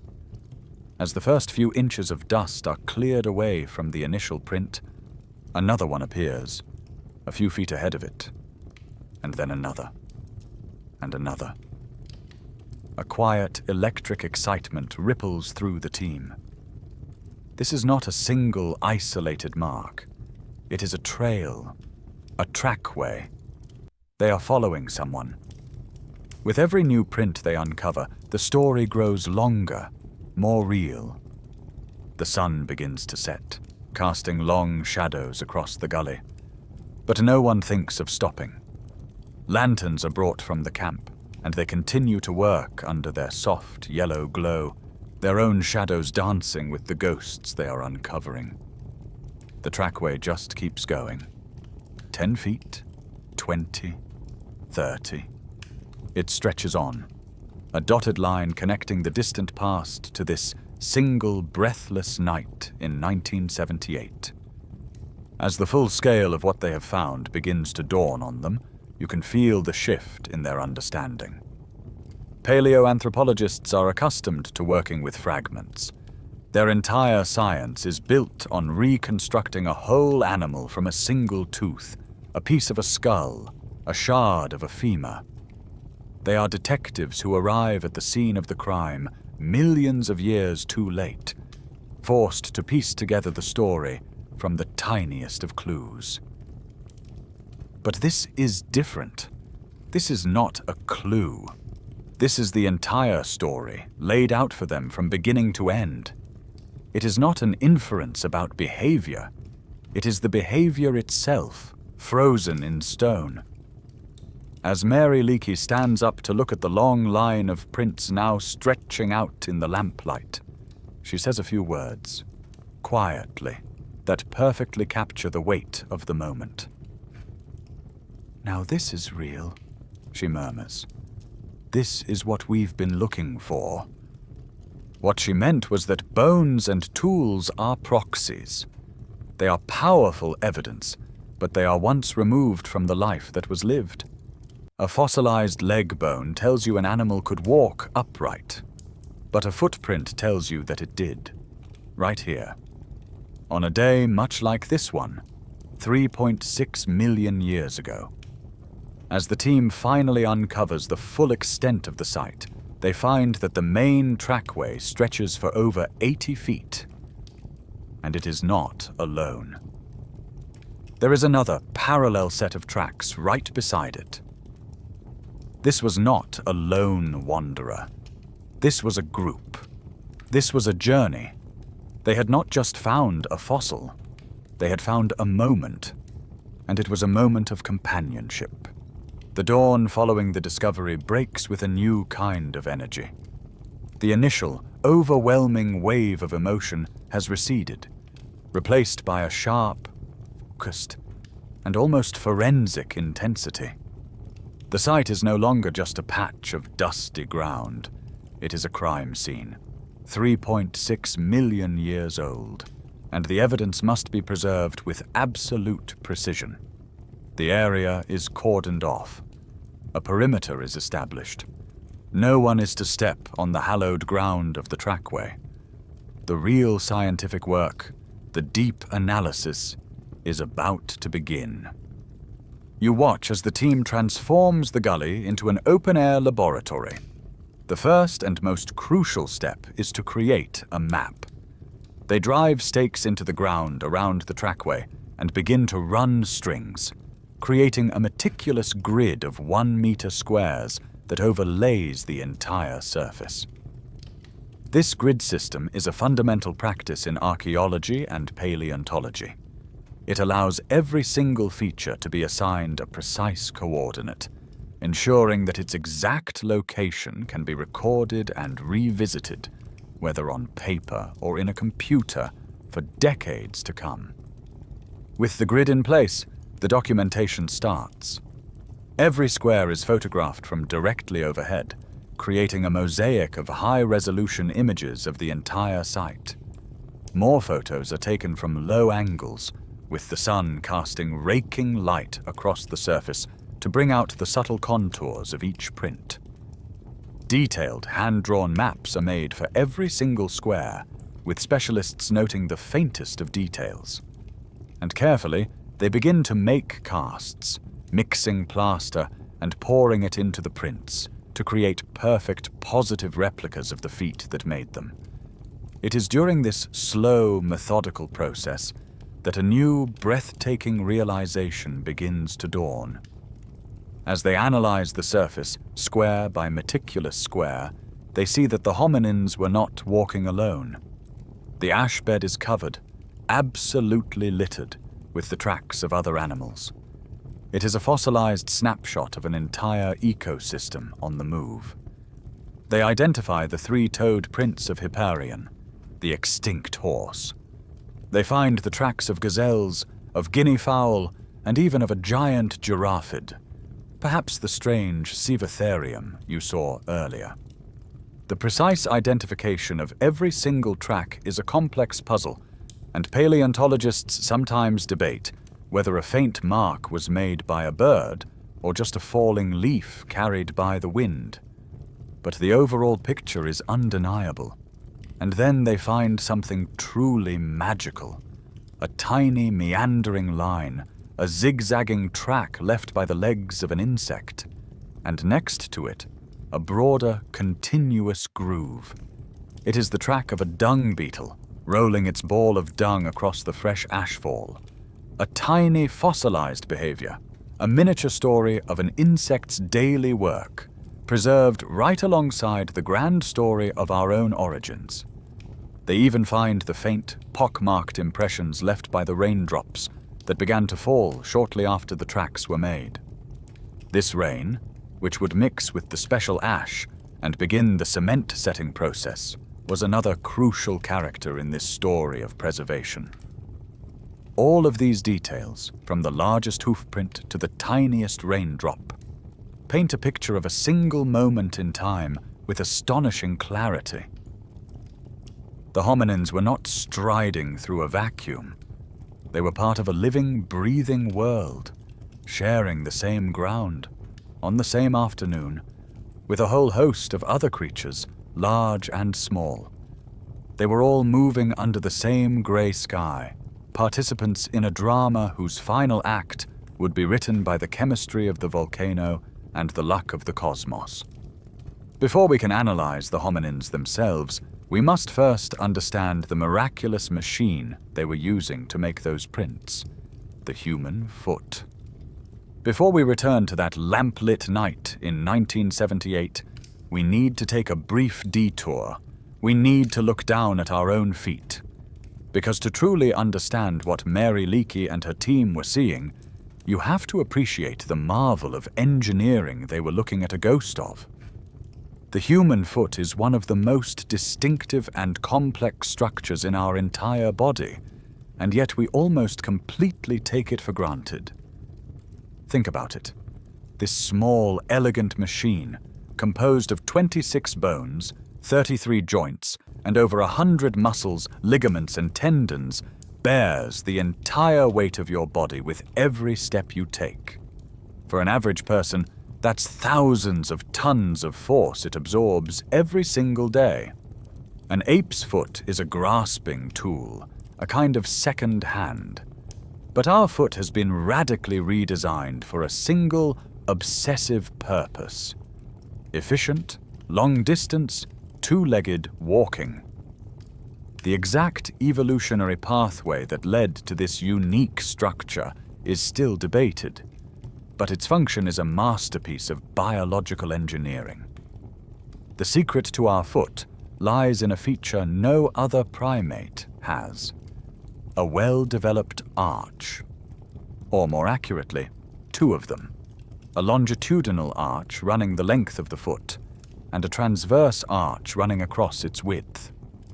Together, they create a strong, flexible, domed structure. This arch is a biomechanical genius because it performs two completely contradictory functions. First, when your heel strikes the ground, the arch acts as a shock absorber. The ligaments stretch, and the arch flattens slightly, dissipating the force of the impact, much like the leaf spring suspension on a truck. It protects your ankles, your knees, your hips, and your spine from the jarring impact of every single step. Without this natural cushion, walking would be a painful, damaging ordeal. But then, in the second half of your step, as your weight rolls forward, the arch performs its second magic trick. It transforms from a flexible spring into a rigid, solid lever.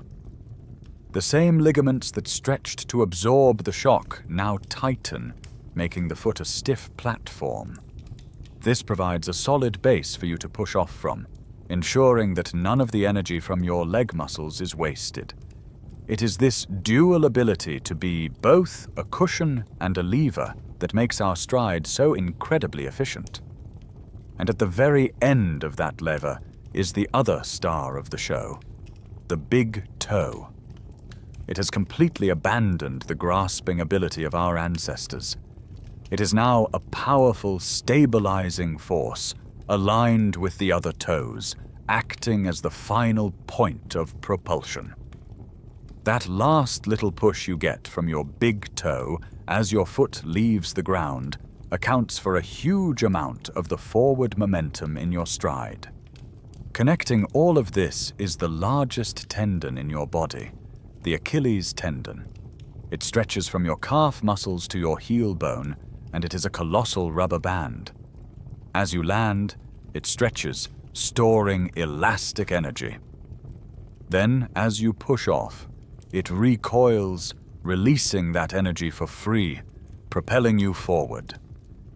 This is one of the key secrets to our ability to walk and run for incredibly long distances. So the next time you take a step, feel that sequence.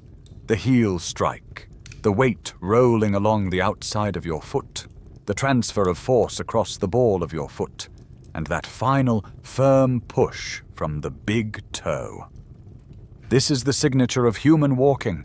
This is the pattern of movement that sets us apart. And now, armed with this knowledge of what to look for, we can return to Laetoli. We are ready to become forensic analysts, to look at those 3.6 million-year-old impressions and search for the telltale signs of this miraculous machine at work. All right, your lesson in foot mechanics is complete. Now let's apply that knowledge. You are kneeling beside the trackway in the cool of the Tanzanian evening, lantern light flickering across the ancient surface. Let's zoom in, focusing your attention on one single beautifully preserved footprint. It is one of the prints from the larger individual. Forget for a moment that it's a fossil. See it for what it is. The result of a specific set of pressures and movements, a story told in compacted ash. Your forensic analysis begins where the step began. At the heel. Look at the back of the print. You can clearly see a deep, almost circular impression. This is the unmistakable sign of a heel strike gait. The walker's heel was the first part of the foot to touch the ground, bearing the full weight of the body for a brief moment. This is a critical detail. An ape, when it walks on two legs for short periods, does so with a bent knee, bent hip gait. Its foot tends to land flat, or on the outside edge. It doesn't have the anatomy to land on its heel and roll through a step like we do. But this creature did. The story starts with a human-like landing. Now, trace the flow of pressure forward from the heel. You can see how the deepest part of the impression runs along the outer edge of the print. But look at the middle, the instep. it's much shallower. In some of the prints, it barely leaves a mark at all. This is the ghost of the arch at work. If this creature had a flat, ape-like foot, the entire sole would have pressed into the ash with equal force, creating a uniform, flat impression. But the shallow instep tells us that the foot was domed. It possessed a functional longitudinal arch, acting as that crucial shock absorber you learned about, cushioning the step just as it was designed to do. There is some debate about how developed their arch was compared to modern humans, but the evidence for its presence in these prints is clear and undeniable. Finally, your eyes move to the front of the print. Here, you see the impressions of the 5 toes. But the deepest mark, the grand finale of the step, is the one left by the ball of the foot and the big toe, the hallux. The impression is deep and forceful. This is the toe off, the final propulsive push that propelled the walker forward into the next step. You can almost feel the power in it. And notice the position of that big toe. It is right in line with the other 4. It has fully committed to its role as a propulsive lever, having completely given up its ape-like ability to grasp. The stride, the entire dynamic sequence of movement, is captured in this single, static impression. A distinct heel strike, a transfer of weight along a supportive arch, and a powerful push-off from a non-grasping big toe. It is not the shuffle of an ape. It is not some clumsy transitional waddle. It is the fluid, efficient, and striding gait of a habitual biped. The depth of the prints and the length of the stride even allow for a rough calculation of speed. These individuals were not running in terror or rushing. They were walking at a slow, deliberate, unhurried pace. This was the bombshell. For decades, the prevailing wisdom was that our ancestors only evolved this modern way of walking much later, after our brains had grown large and we had begun to make complex stone tools. But here, in this 3.6 million year old ash, was proof that a small-brained hominin was walking with a stride that was, in all functional respects, identical to your own. This was the discovery that cemented bipedalism as the foundational step in our lineage, the first great adaptation that set us on a new evolutionary path. Reading the story in a single footprint is one thing, but to truly grasp the revolutionary nature of this walk, you need to see it in motion. So, let's leave the dusty gully for a moment and enter a dark, digital space. Before you, 3 ghostly luminous figures appear, created from motion capture data and detailed biomechanical models. On your left, a chimpanzee. On your right, a modern human. And here in the center, the star of our show, a digital reconstruction of an Australopithecus afarensis, its proportions based on Lucy's skeleton and its gait programmed by the hard evidence from the Laetoli footprints. Now let them all walk forward. Focus first on the chimpanzee on the left. It is our closest living relative, but its bipedalism is a temporary, clumsy affair.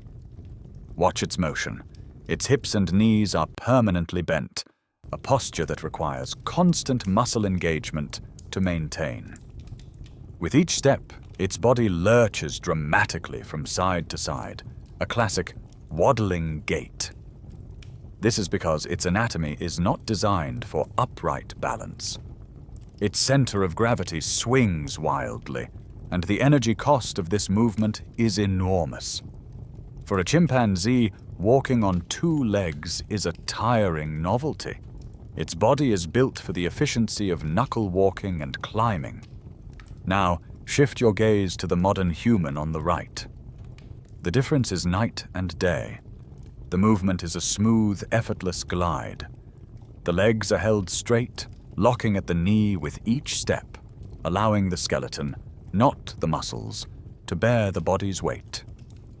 The hips stay remarkably level, with only a subtle, graceful swing. The center of gravity moves forward in a straight, efficient line. This is a walk built for endurance, perfected over millions of years to consume the absolute minimum amount of energy. A key part of this stability comes from our gluteus maximus, a massive muscle that keeps our trunk from pitching forward.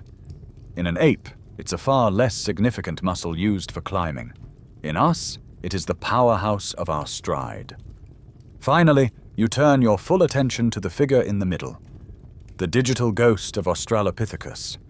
As it begins to walk, you hold your breath, expecting to see something in between the lurching ape and the gliding human. The exact degree of leg extension and arm swing in Australopithecus is a subject of ongoing biomechanical modeling, but the core mechanics are undeniable. What you see is astonishing. The creature's gait is not a clumsy halfway point. In every way that matters, it is a mirror of the modern humans. The knees are straight. The heel strikes the ground first. The hips are stable, with no dramatic waddling. The ghost of the arch cushions the step, and the big toe provides a final, firm push-off. For all of its ape-like features, the long arms, the small brain, the jutting jaw, this creature from the waist down moved just like you.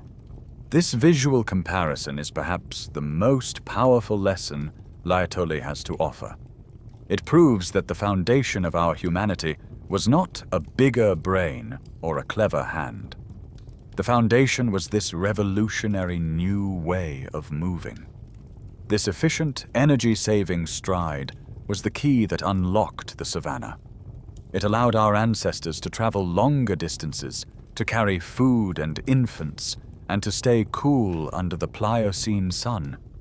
It was the adaptation that enabled everything else that followed. Here, in this digital void, the ghosts of the past, present, and the deep past walk together. And the family resemblance in their stride is both unmistakable and deeply profound. We have established the how of the walk, a modern, efficient, bipedal stride. But now we must ask the question of who. How many individuals were on this journey? The answer is not as simple as it first appears. Let's return to the trackway, now fully mapped and cleaned under the Tanzanian sky. As you look at the entire 80-foot stretch, one fact is immediately obvious. There are two clear, parallel trails of footprints. Let's call them Trail A and Trail B. The prints in Trail A are noticeably smaller, and the stride, the distance between each step, is shorter. The prints in Trail B, just a foot or so to the side, are clearly larger, with a longer, more confident stride. The scientific conclusion here is straightforward and undeniable. Two individuals were walking side by side. Given the significant size difference we know existed between male and female Australopithecus, the immediate interpretation was of a smaller individual, perhaps a female, walking with a larger individual, a male. For a time, this was the accepted story. A prehistoric couple on a stroll. But this is where the story gets a bit more complicated, and the scholarly debate truly begins. As scientists, most notably Russell Tuttle, began to analyze the plaster casts and high-resolution photographs back in their labs, they noticed something odd about the larger set of prints, Trail B. Some of the footprints were messy. They were blurred, elongated, and seemed to show a double impression, as if 2 feet had landed in almost the same spot.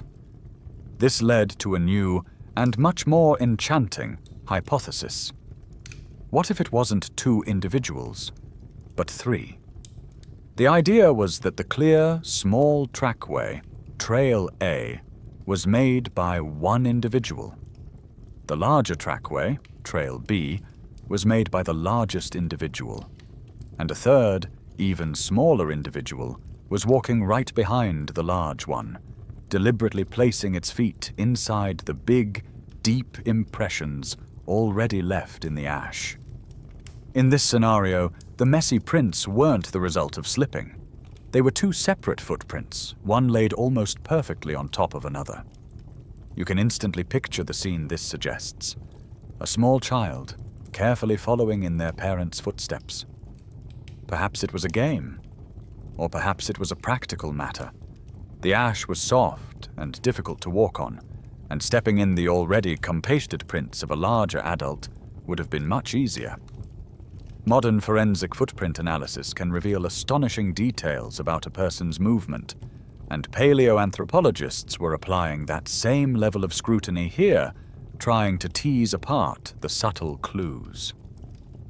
Mary Leakey herself was initially only convinced of two individuals, but the three-walker hypothesis has gained considerable traction over the years. Of course, this is science, and every compelling story must be met with skepticism. Other researchers have argued that the messy prints could indeed be the result of the larger individual slipping or twisting their foot in the wet ash. They contend that the evidence for a third walker is ambiguous, an appealing story but not a scientific certainty. And then there's the question of timing. While the parallel nature of the tracks makes it seem obvious they were walking together, some have asked if we can be 100% sure. Could one have walked the path, and another followed hours later? The single uniform layer of ash they are pressed into makes this unlikely, but every possibility must be considered. So what is the answer? The evidence for two individuals is rock solid. The evidence for a third, a smaller one, overprinting the tracks of the largest, is a strong but debated possibility. It is this very debate that makes the Laetoli story so captivating. It is not a closed book. It is a prehistoric puzzle. And that third walker remains a wonderful, enigmatic ghost. A question mark that adds a deep layer of social richness to this ancient scene.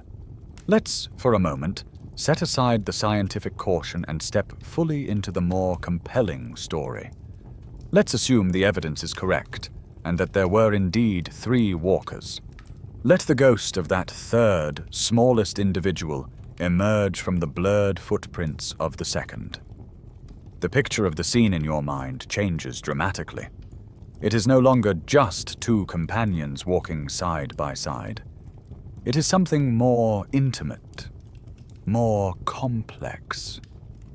You now have a large individual, a medium-sized one, and a very small one who is following so closely behind the largest that it is stepping directly into their tracks. What does this tell us? This single act of overprinting is a fossilized behavior, and it opens a window into the social dynamics and even the minds of these creatures. We are no longer just analyzing a gait. We are interpreting a relationship. Of course, we can never know the exact emotion or intention behind this act, but the possibilities are deeply human. First, consider the interpretation of safety. Imagine you are that smallest individual, perhaps a 3- or 4-year-old child. The world around you is a terrifying place. The savanna grass towers over your head, a dense jungle where a saber-toothed cat could be hiding just feet away. Your survival depends entirely on the protection of the adults in your group. Sticking close to the largest, most powerful individual, your parent, is not just a good idea, it's a primal instinct. To walk so closely that you are literally in their shadow, your tiny feet finding security in the firm ground of their steps, is a powerful and poignant image of dependency and trust. Then consider the possibility of play. Children are, and have always been, playful. It is how they learn and bond. Can you not imagine it? A simple game, born of a child's whim, to see if they can perfectly match their steps to their father's or mother's giant stride. It is a moment of levity and connection, a game that human children still play today when walking with a parent on a sandy beach. This interpretation transforms the scene from a somber journey into a moment of simple familial joy, a flicker of light in a dangerous world. Finally, there is the most practical interpretation. The path of least resistance. The ground they are walking on is not a firm pavement. It is a soft, damp layer of fresh volcanic ash. Walking through it would be like trudging through deep snow or wet sand, tiring and difficult. For the largest individual, weighing perhaps over 100 pounds, their feet would sink deep, compacting the ash. For the smallest child, the journey would be a struggle. What better way to conserve energy than to walk in the firm, pre-made path laid down by the adult in front of them? We see this behavior in the animal world all the time. A pack of wolves moving through deep snow will often walk in single file, with the lead wolf breaking the trail and the others stepping in its prints to save precious energy. So which is it? A child seeking safety, a child at play, or a child taking the easy way? The beautiful answer is that it could have been all three at once. A child playing a fun game of matching steps with their parent, which has the added benefit of keeping them safely close, and also happens to be the most energy-efficient way to travel. This single debated detail of the overprinted tracks elevates the entire discovery. It ceases to be about locomotion and becomes about connection. It's a tiny 3.6 million year old clue that speaks of family, of teaching, of protection, and of a social bond that feels, across the immense chasm of time, hauntingly and beautifully familiar. Now, let's pull our focus back one last time. Zoom out from the individual footprints, from the mystery of the third walker, and look at the entire 80-foot trackway as a single, complete sentence. The most profound message of Laetoli is not found in the analysis of a single print, but in the relationship between all of them. This is where the forensic evidence culminates in the emotional centerpiece of the entire discovery. Let's lay out the facts as if we are presenting a final argument. Fact 1. Direction. All of the hominin tracks, belonging to at least 2 and possibly 3 individuals, are heading in exactly the same direction. They are all moving from south to north across this ash-covered plain. This was not a random milling about. This was a journey with a purpose, a shared destination. Fact 2. Speed. The scientific analysis of the stride length and the spacing between the prints for both trackways shows a consistent, uniform pace. They were all moving at the same slow, unhurried speed. No one was rushing ahead. No one was lagging behind. They were in sync, their bodies governed by a shared, internal rhythm. Fact 3. Proximity. The tracks run parallel to each other, separated by little more than a foot of space. This was not a loose procession of individuals scattered across the landscape. They were walking close together, shoulder to shoulder, moving as a single cohesive unit. Ethologists who study animal behavior call this group synchrony, the way social animals coordinate their movements. What you are looking at is a 3.6 million year old fossil of that very behavior. These 3 simple facts, taken together, are far more powerful than any single bone. They tell a story that anatomy alone cannot. This was not a chance meeting of solitary wanderers. This was a group, a community, a society in miniature, moving as one through their world. This is the undeniable evidence of social cohesion. And this is what allows us to make the final emotional inference. Whether we can definitively call them a family, in the modern sense of a mother, father, and child, is a matter of interpretation. But the evidence for a close-knit, bonded social unit is undeniable. These were not just companions of convenience. The deliberate act of the smallest walker stepping in the tracks of the largest speaks to an intimacy, a connection that transcends simple group travel. In this moment, the science of biomechanics gives way to the art of understanding. You are looking at the fossilized evidence of togetherness. You are seeing the ancient roots of our own deepest instinct, the need to belong, to find safety and comfort in the presence of others. The greatest danger on the Pliocene savanna was not the saber-toothed cat or the giant hyena. It was loneliness. To be alone was to be vulnerable. To be together was to be strong. This is the ultimate revelation of Laetoli. For all the incredible information it gives us about the evolution of our stride, its most important secret is not about how our ancestors walked, but that they walked together. In those parallel trails, we see something more profound than the mechanics of bipedalism. We see the ghost of a bond. We see the fossilized origin of the human family. It is the most powerful and the most human message of all, left in the mud by creatures on the very cusp of becoming us. The forensic analysis is complete. The grid has been mapped, the prints have been measured, and the ghosts have been rendered in digital light. The science has given us all the clues.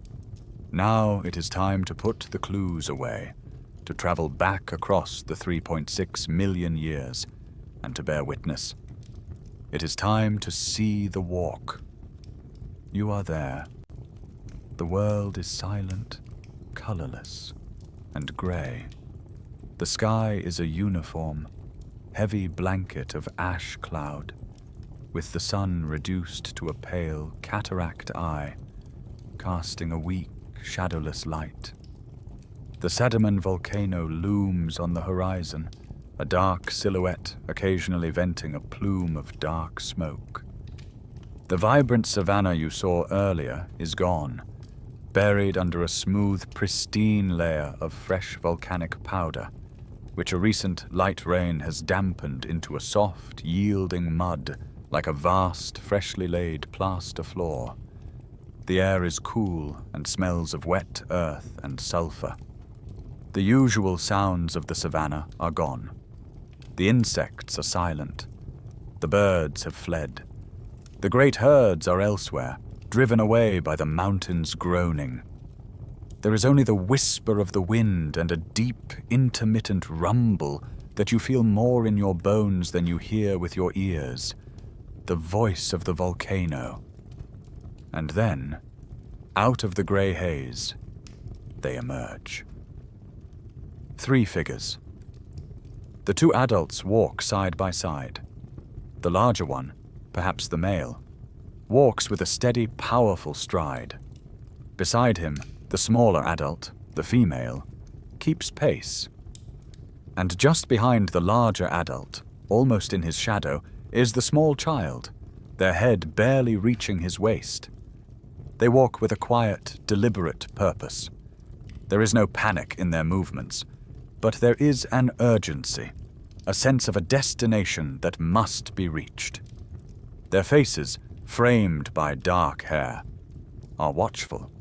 Their dark eyes scan the alien landscape, taking in the transformed world, occasionally glancing towards the ominous mountain.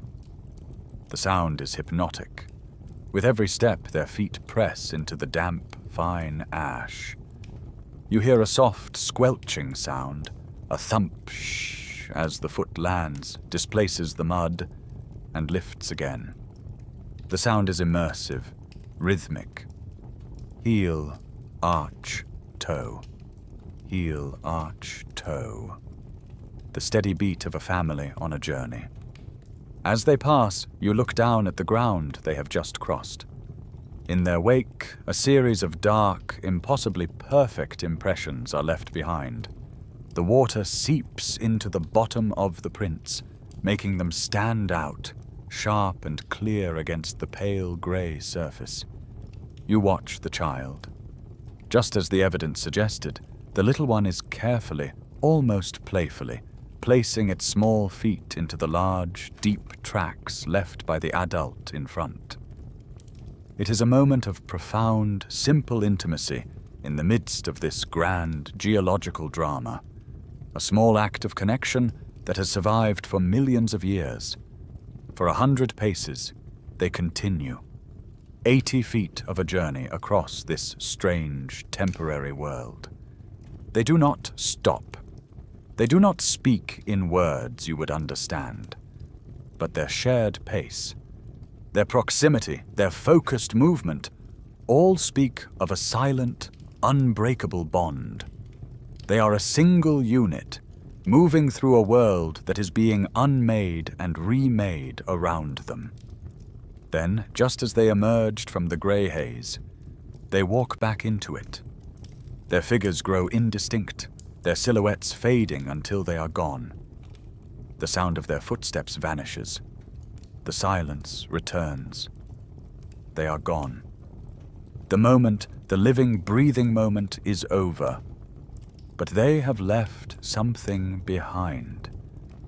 You are alone now on the plain, looking down at the fresh, beautiful, and achingly vulnerable trail of footprints they have left in the mud. Their story is over, but the story of their footprints has just begun. You remain at the scene, a silent witness on the grey plain. The 3 walkers are gone, vanished back into the mists of prehistory. All that remains is their trail, a delicate 80-foot-long scar on the landscape. And a question hangs in the air. Why is this scar here for you to see? Why didn't the next gust of wind fill these prints with dust? Why didn't the next rainstorm turn them into a soupy, forgotten slurry? Billions upon billions of footprints have been made on this planet, and nearly every single one has vanished within hours. Why these? The answer is not a matter of biology, but a trick of chemistry. It is a story of incredible, astronomical luck. The preservation of this moment depended on a perfect sequence of events, a cosmic conspiracy of geology and weather. The first and most important piece of luck was the ash itself. As you know, this was not the gritty, glassy ash of a normal volcano. This was carbonatite powder, the geological equivalent of a bag of cement mix, courtesy of the very peculiar Savanna volcano. The walkers had, by pure chance, stepped into the perfect recording medium. The initial light rain had already added the second crucial ingredient, water. The chemical clock was already ticking. Now comes the next essential step. Through a break in the grey clouds, the Pliocene sun begins to shine. The heat of the equatorial sun beats down on the damp plain, and the water that had made the ash soft now becomes the catalyst for its transformation. The sun begins to bake the surface. This isn't just a simple drying process. The heat accelerates the chemical reaction within the ash. The sodium and calcium carbonate minerals, hydrated by the rainwater, begin to grow into new, interlocking crystals. A web of mineral bonds is forming, turning the soft, pliable mud into a hard, durable, natural concrete. Within hours, the footprints are no longer just impressions. They are set, like a handprint in a slab of wet cement that has been left to cure in the sun. But even this hardened slab would not have survived for long on the surface. It would have eventually been eroded by wind and rain over the coming centuries. It needed to be protected. And so, the mountain obliged. The exact timing and intensity of the subsequent ashfalls are a matter of geological study. But Savanna let out another pulse, and another gentle rain of grey powder drifted down from the sky. This time the ash was not a surface to be walked upon, but a blanket. It softly covered the now hardened trackway, shielding it from the elements. Now let the clock speed up. Days become years, years become millennia. More layers accumulate, more ash falls. Rivers shift their course, depositing layers of silt and sand. The soil builds up. The trackway is buried, deeper and deeper, under the accumulating sediments of the ages. This burial was its salvation. Safe from the erosive forces of the surface world, the footprints slept, locked in their custom-made concrete, under the weight of millions of years of rock. Fossilization is a miracle. The odds of any living thing leaving a trace are fantastically small. The conditions must be perfect. And here they were. The right kind of volcano.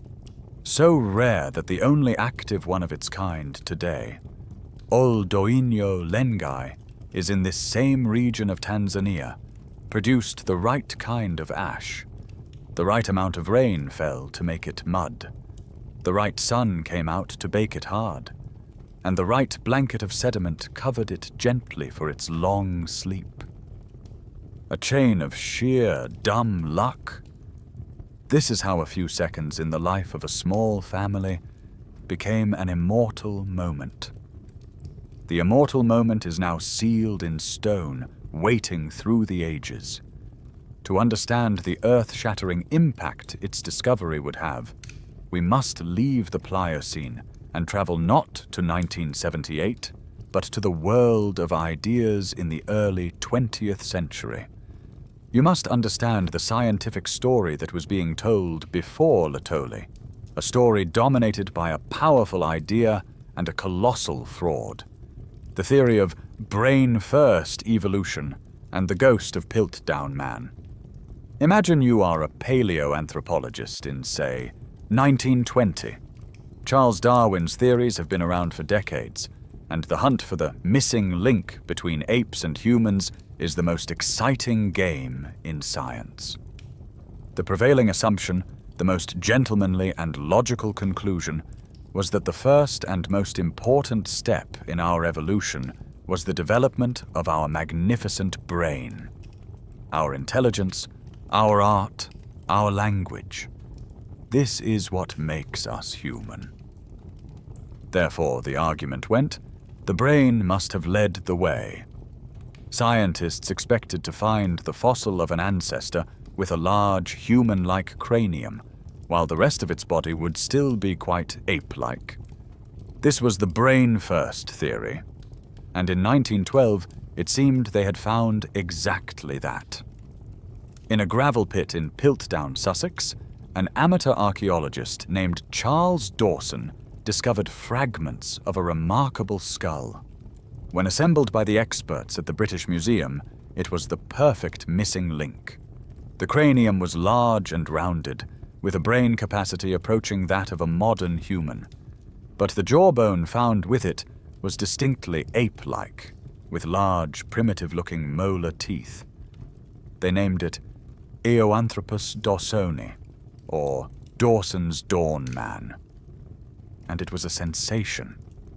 For Great Britain, it was a source of immense national pride. While the Germans had their primitive Neanderthals, England had the first true intellectual ancestor. Piltdown Man became the cornerstone of human evolution. For 40 years it was the standard, the textbook example against which all new fossil finds were measured.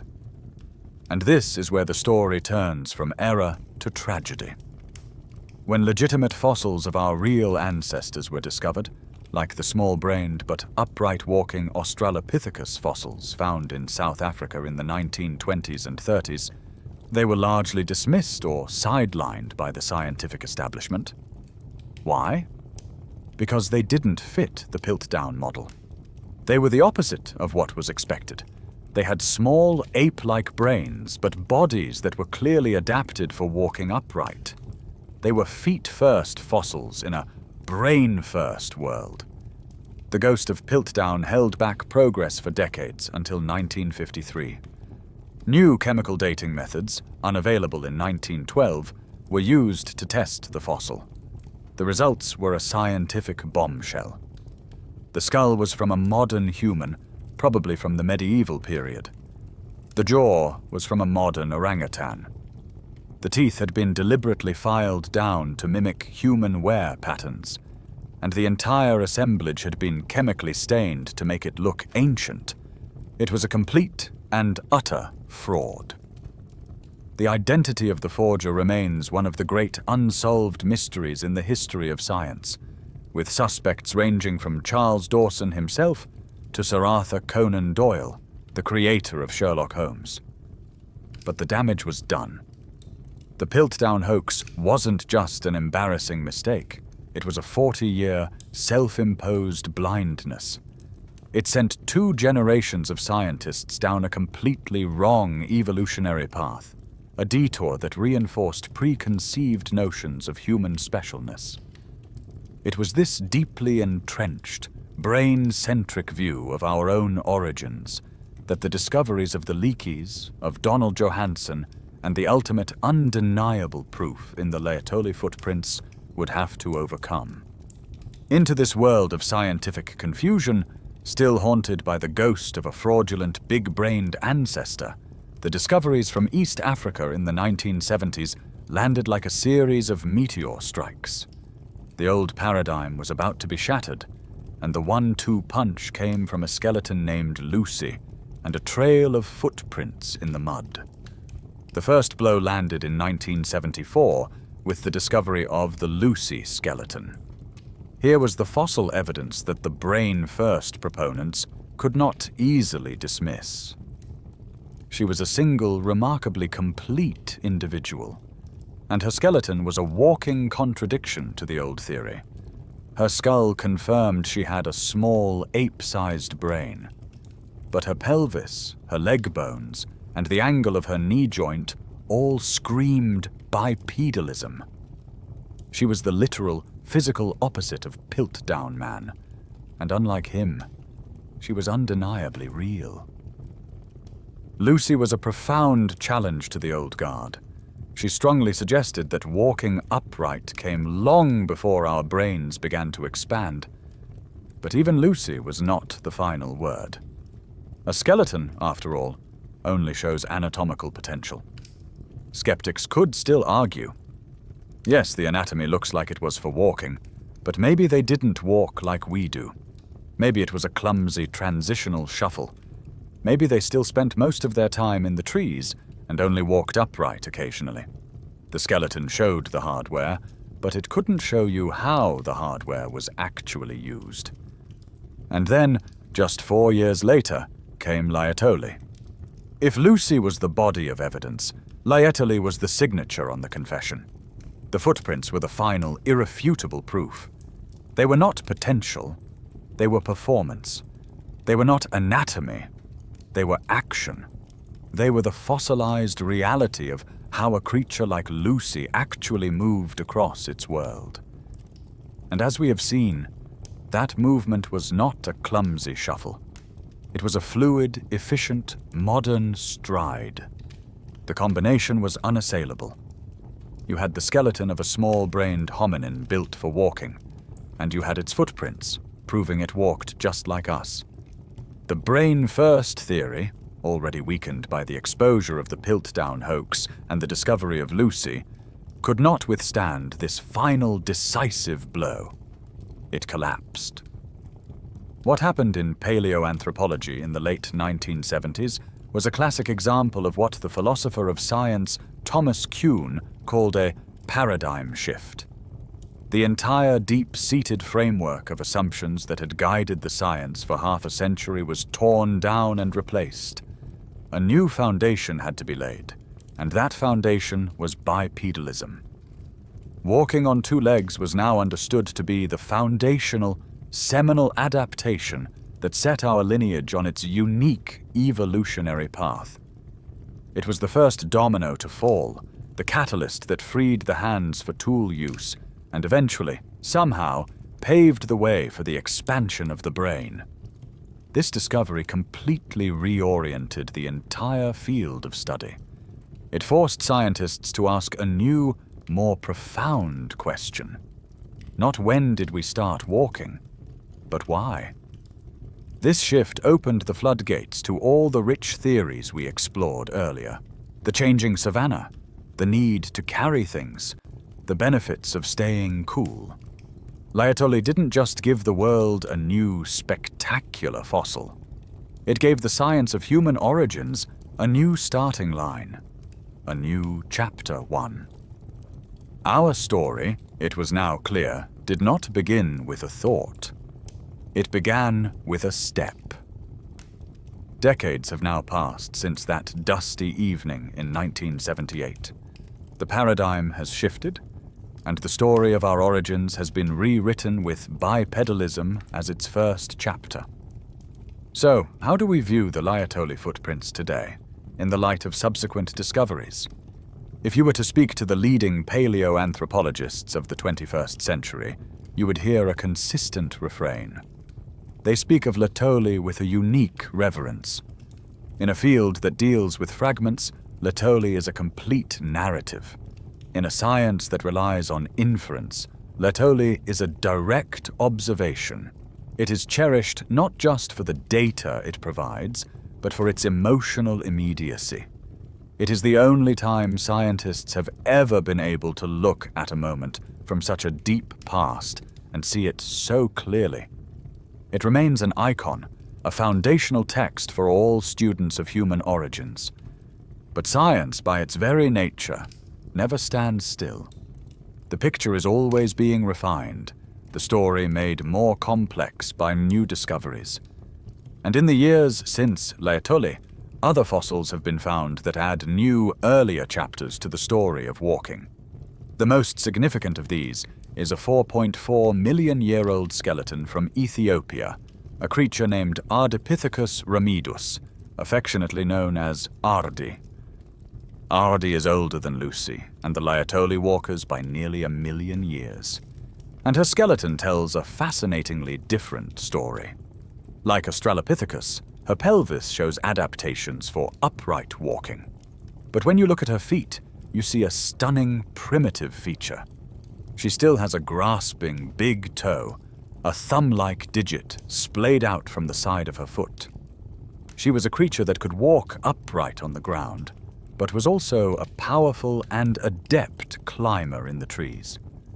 Furthermore, the environment she was found in was not an open savanna, but a woodland. This discovery has added a brilliant new layer of complexity to the story. The ongoing debate now centers on the environment in which bipedalism first evolved. Was it the open savanna, as the classic hypothesis suggested, or did it begin much earlier, in the woodlands, as Ardi implies? Perhaps walking upright was first an adaptation for moving along large branches in the trees, and only later was it co-opted for life on the ground. So, does a discovery like Ardi diminish the importance of Laetoli? The answer from the scientific community is a resounding no. It simply refines its meaning. Laetoli is no longer the story of the absolute beginning of bipedalism. Instead, it represents something arguably more important: the moment bipedalism was perfected. It captures the critical point in our history when we abandoned the grasping toe, when we gave up our primary adaptation for life in the trees and committed ourselves fully and irrevocably to a life on the ground. It is the story of the invention of the modern human stride. Even today, the Laetoli footprints are still a source of active research. Scientists are now applying 21st century technology to the 20th century casts, using 3D scanning and computer modeling to analyze the prints with a level of detail unimaginable to Mary Leakey. They can create pressure maps to see exactly how the foot rolled and use statistical analysis to explore the subtle variations in each and every step. The story of Laetoli is not finished. It continues to be told in ever finer detail. It remains both a priceless scientific treasure and our most profound emotional touchstone to the moment we truly became us. Laetoli's legacy is not just an idea in a textbook. It is a physical place, a fragile slab of rock resting in the Tanzanian earth.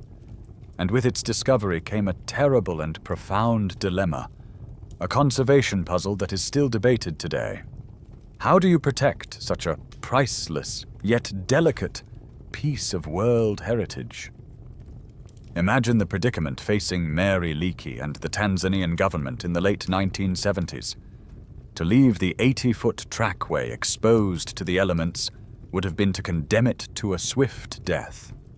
The fierce seasonal rains would erode the soft volcanic tuff, washing the prints away in a matter of years. The relentless sun would cause the surface to crack and flake. The wind would scour it with dust and sand. To share this discovery with the world, they first had to expose it. But that very exposure was its death sentence. The only logical solution at the time was to do what nature had already done: bury it. The plan was to recreate, as best they could, the conditions that had protected the footprints for the previous 3.6 million years. After the initial wave of study, photography, and casting was complete, a team was brought in to carefully put the footprints back to sleep. You can picture the scene. A layer of fine, clean sand was gently swept into the impressions and over the entire surface, providing a soft, inert cushion. On top of this, a layer of larger river pebbles was placed, designed to deflect water. And finally, the local volcanic soil was mounded on top, creating a protective burial mound, which was marked with a simple stone monument.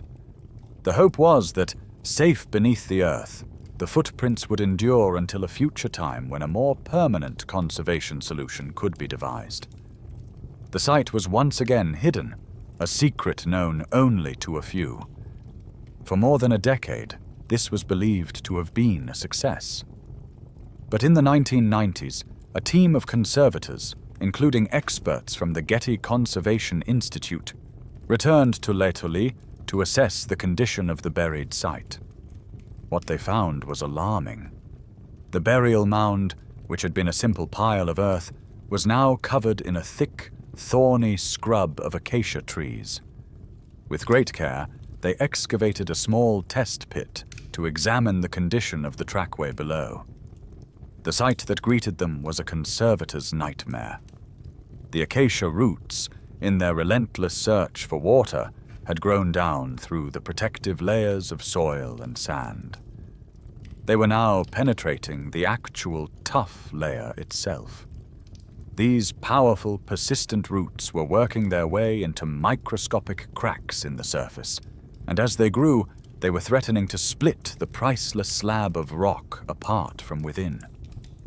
The very thing meant to protect the footprints, the mound of local soil, had become the incubator for their potential destruction. The roots were acting like tiny organic wedges, slowly and silently destroying the site. Worse still, the team found evidence that rainwater was seeping through the mound and pooling on the surface of the tuff, causing subtle but persistent erosion. The simple, elegant solution of reburial was failing. After surviving for millions of years in a state of perfect equilibrium, the footprints were now under direct and immediate threat, and the threat had been created by the very people who were trying to save them. It was a moment of crisis. A new, more radical plan was needed, or the Immortal walk would be lost forever. The crisis was clear. The old methods of conservation had failed, and the Immortal walk was in danger of fading away. But where the 20th century's solution had fallen short, the 21st century's technology would offer a new and ingenious answer. A major international project was launched, a partnership between the Tanzanian government and the Gait Conservation Institute to design and implement a final, lasting solution. The new approach was twofold, a brilliant combination of physical protection and digital preservation. The first step was to create a perfect, incorruptible copy, a digital ark. Before any major work was done on the site, a team of specialists descended on the gully with the latest in 3D scanning and photogrammetry technology. You can imagine the scene. Under the hot sun, high-tech scanners on tripods methodically move across the trackway, sweeping the surface with harmless laser light.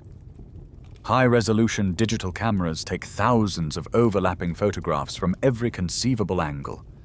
Each of these technologies captures millions of individual data points, measuring the precise topology of the surface with sub-millimeter accuracy.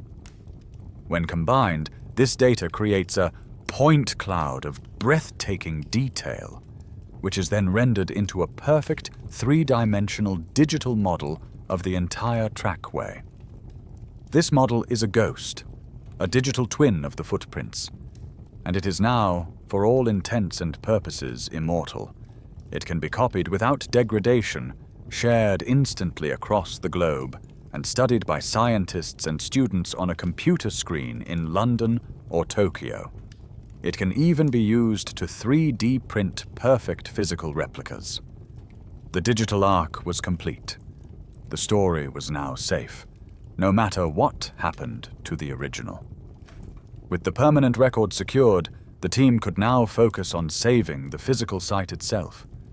They carefully re-excavated the entire trackway, removing the failed burial mound and, critically, every last one of the destructive acacia trees. A deep, impenetrable root barrier was installed in the ground around the entire perimeter of the site, like a subterranean wall to ensure no new trees could ever reach the precious surface. Then, they began the process of a new, high-tech burial. This was not a simple pile of dirt. It was an engineered, multi-layered system. A cushion of soft, sterile sand was laid down first. On top of that, a layer of advanced, permeable geotextile fabric was unrolled, a high-tech membrane that allows moisture to wick away and evaporate, but prevents liquid water from penetrating down. Then came another layer of sand, followed by a final, tougher geotextile barrier. Only then was the local soil carefully replaced on top and landscaped with native grasses whose roots are too shallow to pose a threat. This new approach represents a major shift in conservation philosophy, prioritizing long-term preservation over immediate physical access. The footprints are once again hidden from view, sleeping under the earth. But they are sleeping in a stable, breathable, and protected environment, safe from the threats of both water and roots. Thanks to the digital ark, they are also more accessible to the world than ever before. The Immortal Walk is finally secure, its original manuscript safely stored in a climate-controlled vault of Earth and engineering, while its digital copies are now free to travel the world forever. And so, after our long journey through time, through the dust of discovery and the complexities of science, you find yourself back where you began. Before you, once again, is the image of 2 feet. One is alive, warm, and pressing into wet sand, ready to lift and take the next step. The other is cold, silent, and made of stone, its journey finished 3.6 million years ago. Look at them, side by side. The same basic design, the same heel, the same arch, the same toe. An unbroken line of descent runs from the foot on the right to the foot on the left. And perhaps that is the most profound legacy of all. The walk you witnessed, that 80-foot journey across a plain of ash, was not an isolated event. It was the beginning of a single, continuous, and endless human journey. It was the first step. From that ash plain, the walk continued. The footprints of Australopithecus gave way to the footprints of Homo habilis, the first toolmakers, now carrying stones in their freed hands. Their tracks led to those of Homo erectus, who walked out of Africa for the first time, carrying the spark of fire to new continents. This was the beginning of the great human migration, the most epic walk in the history of life. A walk that would eventually cover every corner of the planet. Imagine that trail of footprints, stretching on from Laetoli. You see them pressing into the dust of the Middle East, the frozen mud of Ice Age Europe, the sands of the Australian outback. You see them crossing the Bering Strait land bridge into the Americas, moving down the continents, generation after generation, one step at a time, until the entire world was peopled. Every landscape on Earth has felt the tread of a human foot that was first perfected on the African savanna. The walk never stopped. It only changed its character. It became the walk of the first farmers pacing their fields, of the first builders pacing the walls of a city. It became the walk of pilgrims on a sacred road, of soldiers on the march, of explorers in search of a new world. The journey that began with 3 individuals continued with 3 billion, their footsteps echoing not on volcanic ash, but on the cobblestones of Rome, the dirt paths of the Silk Road, and the paved streets of New York City. And then, in the 20th century, that walk took its most astonishing step of all. The journey that began in the dust of a volcanic eruption culminated in a journey through the vacuum of space. And on another barren, grey, dusty world, another footprint was left. The bootprint of Neil Armstrong on the surface of the moon. Another perfect, fleeting impression in a layer of fine powder, preserved in a place with no wind or rain to disturb it. From Laetoli to Tranquility Base, from a creature looking up at a smoking volcano to a creature looking back at its blue and white planet. It is all one journey, the same restless, forward-moving impulse that urged that small family to walk towards an unknown horizon is the same impulse that drove us to the stars. The endless walk of humanity has never stopped. And so, we are left here, at the end of our long journey, with a final, lingering thought. 3.6 million years ago, a family left their footprints on the earth. Theirs is a story of survival, of togetherness, of a journey forward through a dangerous and uncertain world. Their footprints, left in ash, were simple, biodegradable, and would have vanished in a day had it not been for a cosmic miracle. They tell a story of a species living in balance with its world, its passage light upon the land. Today, 8 billion of us are leaving our own footprints. But our prints are different. They are not fleeting impressions in the mud. Our footprints are the cities visible from space, the plastics in the deepest trenches of the ocean, the carbon dioxide woven into the very fabric of the atmosphere. We are leaving our own fossil layer, the indelible signature of a species that has learned to reshape the world in its own image. The question is, millions of years from now, should any observer be there to read the story we are leaving behind, what will those footprints tell about us? Will they tell a story of wisdom, of a species that learned to live in balance with its home? Will they speak of togetherness, of a global family that overcame its differences to face a shared future? Or will they tell a different story? The story left by those 3 walkers is now written in stone. Ours is still being written, with every step we take, every day. As you ponder this, let your mind's eye settle on one final image. The sun is rising over the Serengeti. The first rays of light spill over the horizon, turning the vast, star-filled sky from indigo to a soft, warm orange. The light catches the silhouettes of the ancient, flat-topped acacia trees. The air is cool and still, filled with the promise of a new day, in the very same place where that endless human walk began. The journey continues, and now the story is over. The great expanse of time can now recede, and the quiet of the present moment can settle around you. Let the majestic image of that African sunrise soften and fade, its brilliant oranges and golds dissolving into a gentle, comfortable warmth. Allow the grand philosophical questions to drift away, leaving only a sense of peace and stillness in their wake.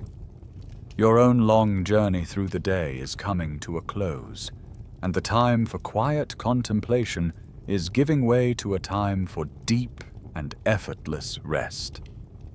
There are no more problems to solve, no more timelines to follow. There is only the simple, gentle rhythm of your own breathing, a quiet and steady anchor in the peaceful darkness. Feel the weight of the day lifting from your shoulders as you drift down into a calm and restorative sleep. The ancient walkers have found their rest, sealed in the earth, and now you can find yours, sealed in the comfort of your bed. Just let go now. Let the quiet envelop you. Rest well,